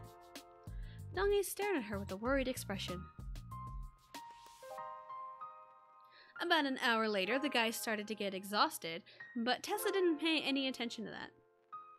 Come on, guys, don't be lagging now. We've still got the plot part to film now, she told the others. The guys groaned but complied as they went to the set. Anyuk started talking to Dong-hye as they were walking. You read the script? Anyuk asked, clearly knowing the answer. Yeah, and I'm pretty sure you wrote the damn thing, Dong-hye mumbled. Don't be too sure. You never know who actually wrote it, Anyuk shrugged. I'm pretty sure that's a hint of something that I may or may not understand in the future, Dong-hye sighed. Anyuk only chuckled at his friend. You'll understand in due time. Dong-hye pouted as they watched Henry, Sungmin, and Tessa film their scenes in the plot. Tessa basically played the main character in the plot, mostly because she was the only girl of the group. Dong-hye was completely mesmerized by Tessa's acting. The others caught him completely in a daze. Dude, you've got it bad. Kyu-hyun smacked Dong-hye's shoulder. He snapped out of his trance and looked at Kyu-hyun with guilty eyes. I guess I do, huh? There's a reason you've got the special scene. Kyu-hyun dropped off the slight hint. Dong-hye thought back to the script with mixed feelings rushed through his mind. Dong-hye, your turn to film, the film crew shouted at him. He released a sigh and went into the battlefield. He and Tessa made eye contact for a brief moment before listening to the instructions of the scene. We're thinking of putting this particular scene right before the second chorus. Dong-hye's part in particular during the second verse, one of the guys explained. Tessa nodded while Dong-hye kept a poker face. On the inside, both of them were extremely nervous about the scene. They got into position and started filming the scene. The scene. Dong-hye sneaks up behind Tessa, grabs her arm, turns her around, pins her to the wall, and leans in. The guys play the music for the background music, and action! The two composed themselves and started acting out the scene. Tessa looked around as she was supposed to. Dong-hye did his part and grabbed her wrist, spun her around, and pinned her to the wall. He hesitated as he was leaning in, but that's when they called cut. Dong-hye, everything was perfect until you started leaning in, one of the camera guys started out. It's okay if you actually kiss her. We're going to cut away right before you do, so make it believable, the second guy added. Dong-hye blushed a little as Tessa looked at him with a worried glance. The two started the scene again, but this time, things went smoothly. Dong-hye repeated what he did last time, but this time around, he didn't hold back. He leaned in so close, Tessa could feel his breath on her lips. The thing was, he kept leaning in, to the point where their lips touched. It was only for a small moment, but it seemed both of them felt some sort of spark. Too bad the guys called cut. That was much better. On to the next scene. Dong-hye backed away and noticed Tessa's cheeks turning a small shade of pink. He inwardly smirked as he thought of something. Tessa just walked off set, slowly to grab something to drink. What are you going to do now, Dong-hye? Anyuk muttered under his breath as he witnessed the scene. What is he gonna do? What's he gonna do? After completing the second set of solo shots, it was time for the second dance version. The group knew if they did this perfect in one try, they can go home, and it was getting pretty late. It was going really well during the dance. Although Kyu-hyun slipped on the floor once, it went unnoticeable by everyone else. The take was good and the filming was done. Great job, everybody! That's a wrap for today! Everyone cheered as they walked to the dressing room and changed back into their street clothes. Most of the guys were in baggy t-shirts and sweatpants or basketball shorts. Tessa was in similar clothing. to the surprise of Zomi and Sungmin. "What's with your getup?" Sungmin asked as he casually nudged her shoulder. "All of my stuff's in the laundry and I have to steal my brother's clothes. I know I look like a midget wearing normal people's clothes." Tessa pouted a little. "You look cute, actually," Zomi commented. "Thanks, I guess." The two left school as Tessa slowly followed them to the front doors. She was just to the main room before she heard some heavy footsteps behind her. She turned her head and saw Donghae running towards her. "Hey!" Donghae smiled right before surprising Tessa with a kiss square on the lips. Ah! He did it! He did it! Oh my god! Tessa's mind was completely blank after Donghae broke away. He kept a sugar-sweet smile. "I'll see you around." With that, he left the school, leaving Tessa to regain her thoughts. After she snapped back into reality. Oh, there goes gravity. Oh, my bad. After she snapped back into reality, Eunhyuk walked up to her. "What now?" "I think he's starting to get it." He is getting it. He's getting it. He's getting it. I honestly thought the same thing. Snap back into reality. Oh, there goes gravity. Chapter 19, Problems Arising. 19 out of 25. Let's go. "Boys, time for dinner," Hyung-suk shouted from the kitchen. Dongwon and Donghae ran like lightning downstairs. Hyung-suk chuckled. "At least I know that hasn't changed." The two sat at the table and immediately dug into the food. Hyung-suk calmly followed suit as she started eating. The dinner table was a little quiet. Donghae still seemed a bit uneasy about Dongwon's sudden visit. He says he's there to see him, but Donghae's not 100% sure. Suddenly, the phone rang. Hyung-suk politely got up and went to go answer it. While she was in the other room, Donghae took this as his chance. "Hello, Wes. We're reading fanfiction. Hello." "So, why exactly did you come here?" Donghae asked, venom filling his voice. "I told you Cut the crap. I know you're not here just to visit." Donghae glared at his older brother. "You're not as dense as I thought. You've impressed me." Dongwa smirked. "But you do remember a girl that stands about 164 centimeters, long chestnut brown hair, and has a pretty eye smile?" It dawned on Donghae who he was talking about. "Oh hey, I included a picture. Just for visuals." I love Bongo Cat, yes. I love him. It's so good. Why are you bringing her up? Before Dongwa answered his question, the doorbell ringing practically answered it for him. Hyung-suk had just hung up the phone as she ran to the door. She opened the door and was shocked to see the person on the other end. "Do I know you from somewhere?" "Auntie Hyung-suk, how do you not remember me?" The girl brightly smiled as she walked in the door. And that is what she looks like. I found a picture. This is a completely original character. She's not from any group at all. This is just an original character. Oh no, both Hyung-suk and Donghae thought the moment they heard her voice. Dongwa smirked and Donghae looked like a deer in the headlights. "Hwajin?" Donghae muttered. "Oppa, it's been so long," Hwajin squealed. What is she doing here? Is this why Hyung is here? Donghae thought as he was being engulfed in a bone-crushing hug. "It's nice to see your shining face in so long," Dongwa smiled. "Likewise, Dongwa Oppa." Hwajin kept smiling. "May I ask why you're here?" Donghae asked, sounding harsher than he intended. The look on Hwajin's face seemed to drop. She grabbed Donghae's wrist and led him to the front door. The two stepped outside and sat on the steps. "You don't seem very happy to see me," Hwajin pouted. "Tell you the truth, I'm not," Donghae bitterly replied. "Why did I half expect that?" Hwajin smiled sadly. "Half?" Donghae questioned. "Did you really expect me to be happy to see you and take you back?" "Actually, I did, Oppa." Hwajin looked up at him. "Cut the crap, I know this is an act," Donghae snapped. Hwajin recoiled in shock, but she knew he was right. "Why did you move?" she asked, without the squeakiness in her voice. "Appa wanted me to go to a special school here in Seoul." Dong-e answered as he looked across the street at Tessa's house. Hwa-jin followed his gaze and was disappointed when he was staring at just a house. Is that so? What is that special school exactly? To explain, it's sort of like being a trainee at an entertainment company, but it's in the format of a school, Dong-e answered.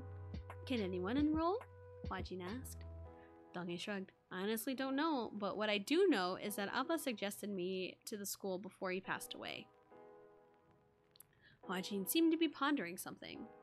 Do you guys have concerts like the idols do? We do. We put on live performances from time to time. There's even a competition in the school for a duet performance. I was really surprised I won with my partner. Dong-e unknowingly smiled just as Tessa walked out of her house with her appa. They both had ball gloves, and they started playing catch with a softball. Who was your partner? Hwa-jin sounded a little jealous. Dong-e pointed across the street. That beautiful girl across the street. Hwa-jin's gaze shifted to Tessa as she glared. I don't think so. Her looks don't necessarily matter. It's her heart that's beautiful, Dong-e poetically replied. That's something you don't have. Hwa-jin froze. Then she got angry. Why are you being so rude? How is being truthful rude? Dong-e genuinely questioned her as he stared at her. His attention then diverted to Tessa and Jung-e across the street.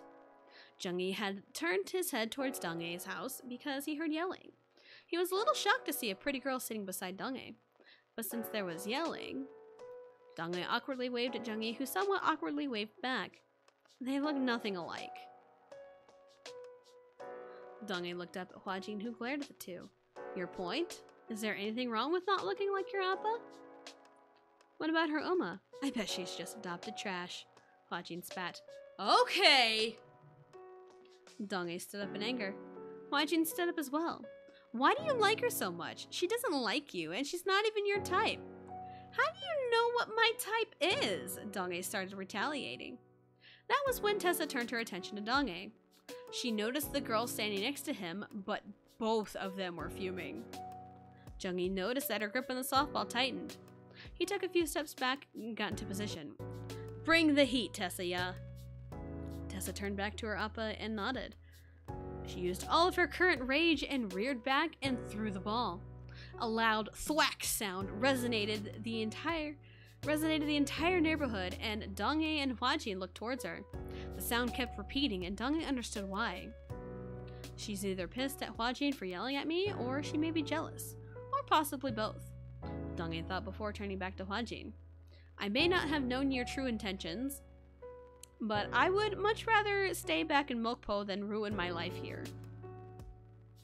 He started, and you shouldn't judge a person before you get to know them. I never did that to her nor you. If you're looking to get back together, it's hopeless at this point. Okay, I was in the shower. 1. Yes, they did it. 2. Hashtag not my appa. Yes. Before Dong-e could walk inside his house, Tessa walked across the street and stood in front of them. Is she bothering you? She asked in a somewhat cold tone.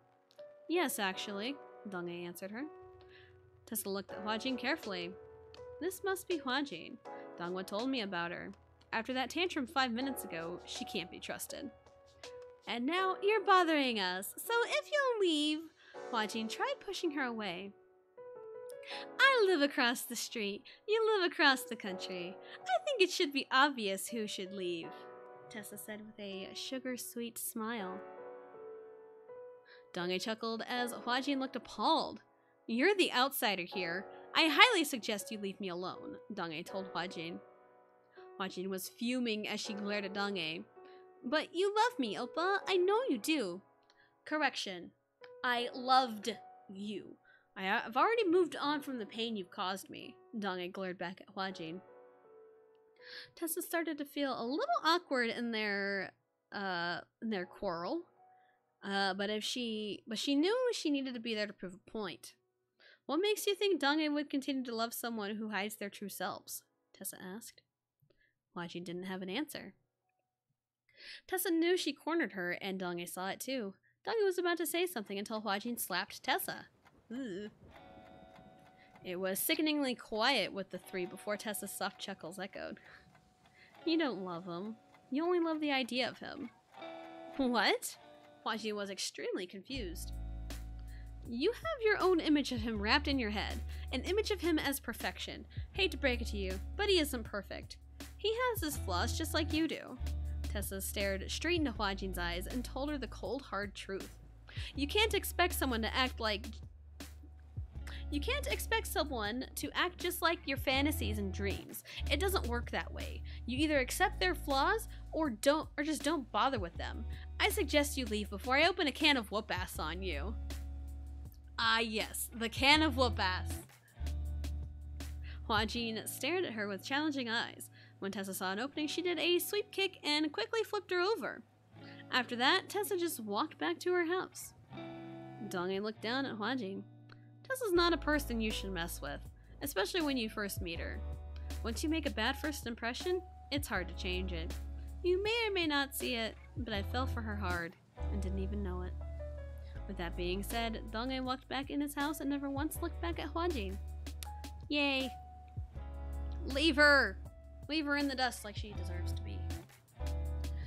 It was a casual Wednesday morning and everyone was restless in Mr. Jung's class.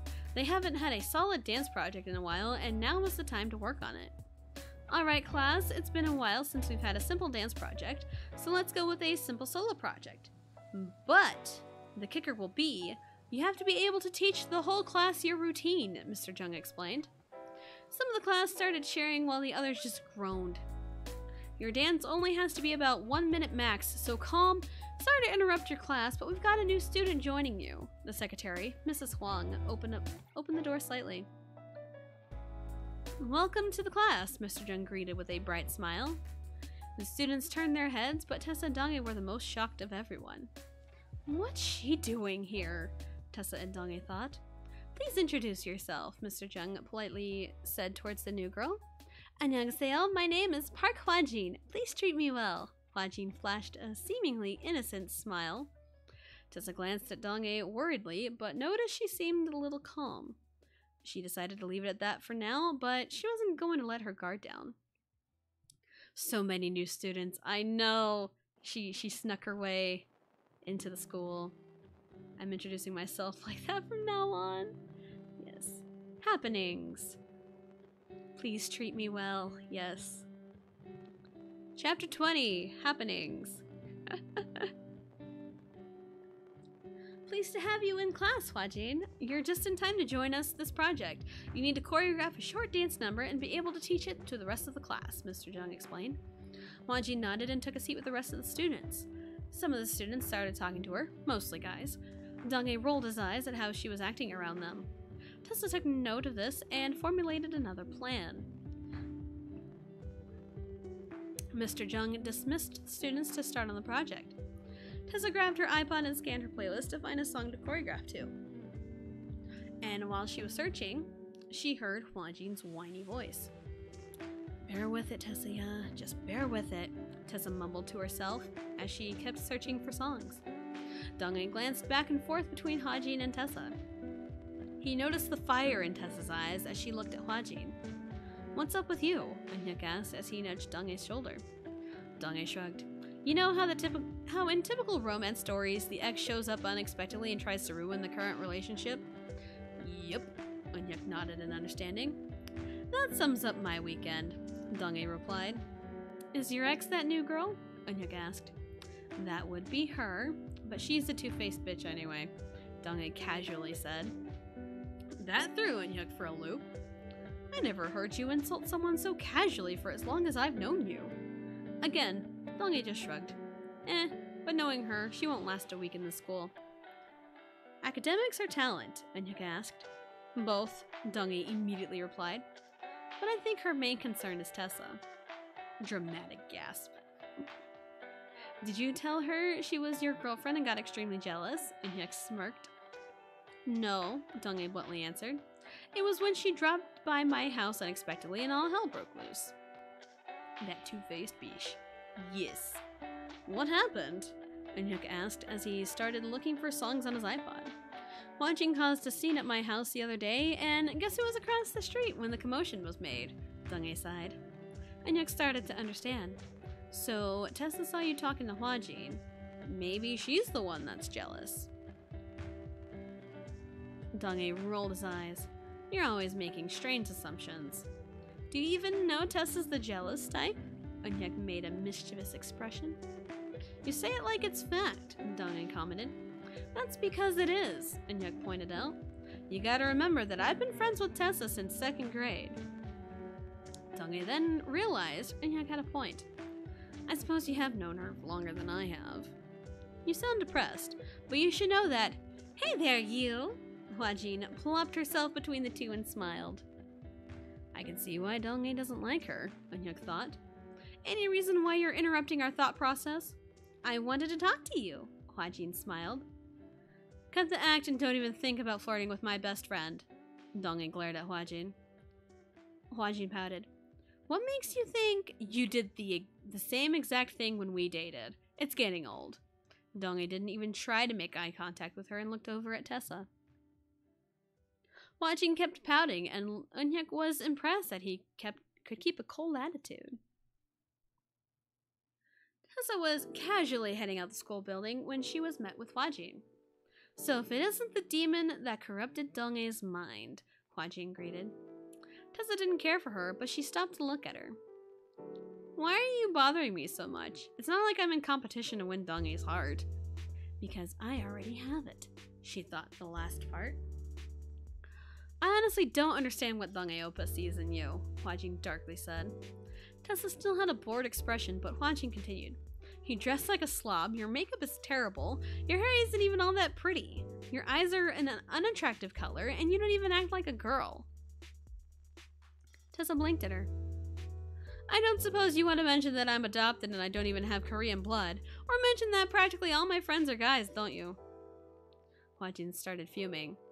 How are you so special to Donghae Oppa? Tessa quickly looked left and right to make sure Donghae was nowhere in sight. Because I didn't have to try so hard to get his heart. With that, Tessa brushed her shoulder and walked away from the school grounds. A few moments later, she heard heavy footsteps behind her, followed by a small shout. Tessa-ya! Tessa turned over her shoulder and saw Eunhyuk coming to a stop. What's up? She probably sounded angrier than intended, but Eunhyuk didn't mind. I need to prove that I'm right to myself. Eunhyuk nodded to himself. Okay. Tessa was confused. What are your honest thoughts of Hwajin? Eunhyuk asked as he started the tape recorder that was behind his back. Plain and simple, she's a bitch, Tessa casually answered as they continued walking. Explain your answer, Eunhyuk demanded. Tessa glared at him but replied anyway. She's stuck in a very bad fantasy world and she's making the fantasy a fact. I don't mind trying to make your fantasy world into reality, but you have to realize you can't make it fact by saying it is. Eunhyuk nodded. That sounds reasonable. So what about her clinging to Donghae? Tessa rolled her eyes. Although I don't know the full story, just the one I heard from Donghae's brother, but I'm pretty sure she just wants to use him again. Or maybe she sees how popular and successful he's becoming and wants him all to herself again. What about her hogging up his time? Eunhyuk asked. It's starting to piss me off, Tessa bitterly replied. Would you say you're jealous? Eunhyuk smirked. Tessa was surprised but immediately glared at him. The look on Eunhyuk's face asked, Are you? A few moments later, Tessa caved in. All right, I'm jealous, okay? I'm getting jealous of the bitch eating up his time. I've wanted to talk to him ever since we filmed the music video, but with her sudden appearance, I can't do that. So yes, I'm jealous. Eunhyuk hit stop on his recorder. That's all I needed to hear. Tessa then saw the tape recorder. You jackass, you recorded that? That music timing. Eunhyuk just flashed his gummy smile and started running. Tessa was going to chase him, but she caught sight of Donghae across the street. Did he hear any of that? If so, I probably won't do anything about it, she thought. Tessa started walking towards her house as she got lost in her thoughts, completely unaware of the danger that is awaiting her. Danger? Danger? Danger? Runaway Emergency Part 1. Oh boy. Chapter 21. As much as I would keep reading, I do need to pick up my oldest daughter from school. And we do not have that much left. So probably what's gonna happen is we're gonna take a 20 to 25 minute break. And yeah, I can get her. Oh, you're around? Okay. Then you can get her. If you can pick her up, go pick her up. Tessa panics as she fails to remember what she wrote. But I do need to go to the bathroom though. So if you can pick her up, dear, that would be great. And we can finish the rest of the story. I do remember this though. I remember this more than some of the others I wrote. But I do need to go to the bathroom, so we'll be right back.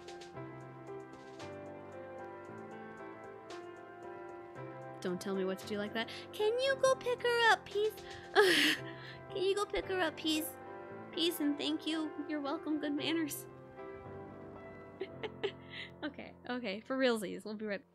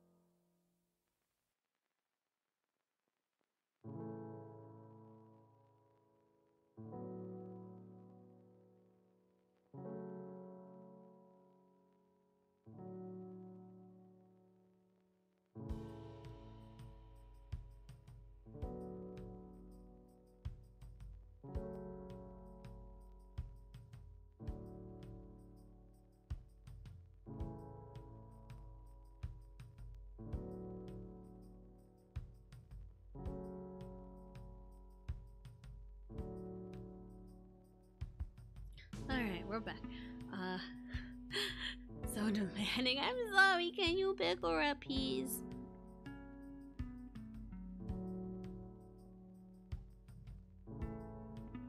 Hold on. Why? Why? What the hell happened? What happened?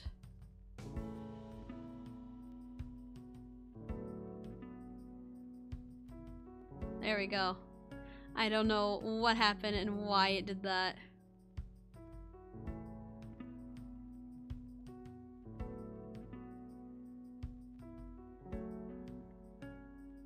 Okay, we should be good now. We should be good, I think. I think it'll be fine.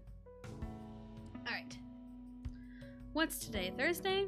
Tessa asked Kyuhyun randomly. Yes, today is Thursday, Kyuhyun replied, as he never looked up from his gaming catalog. It feels like a Friday, though, Tessa pouted. Maybe that's because we don't have school tomorrow? Kyuhyun bluntly replied. Tessa just pouted. True.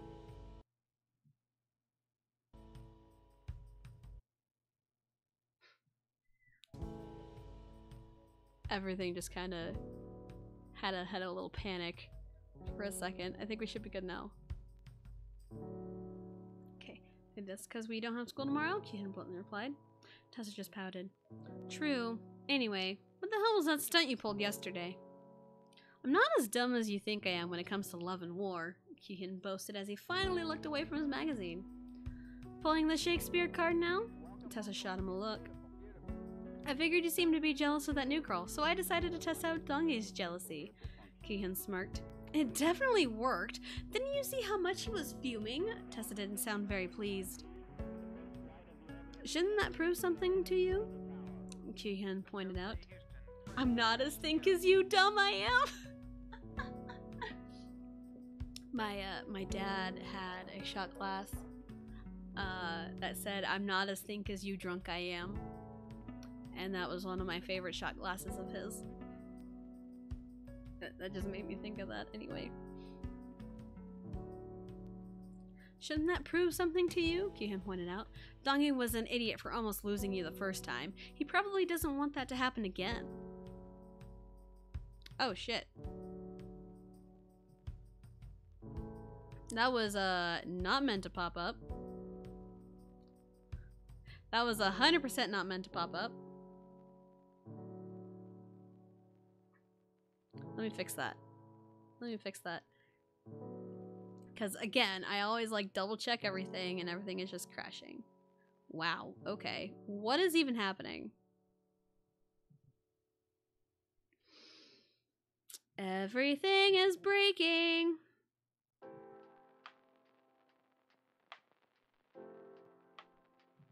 Hold on. Everything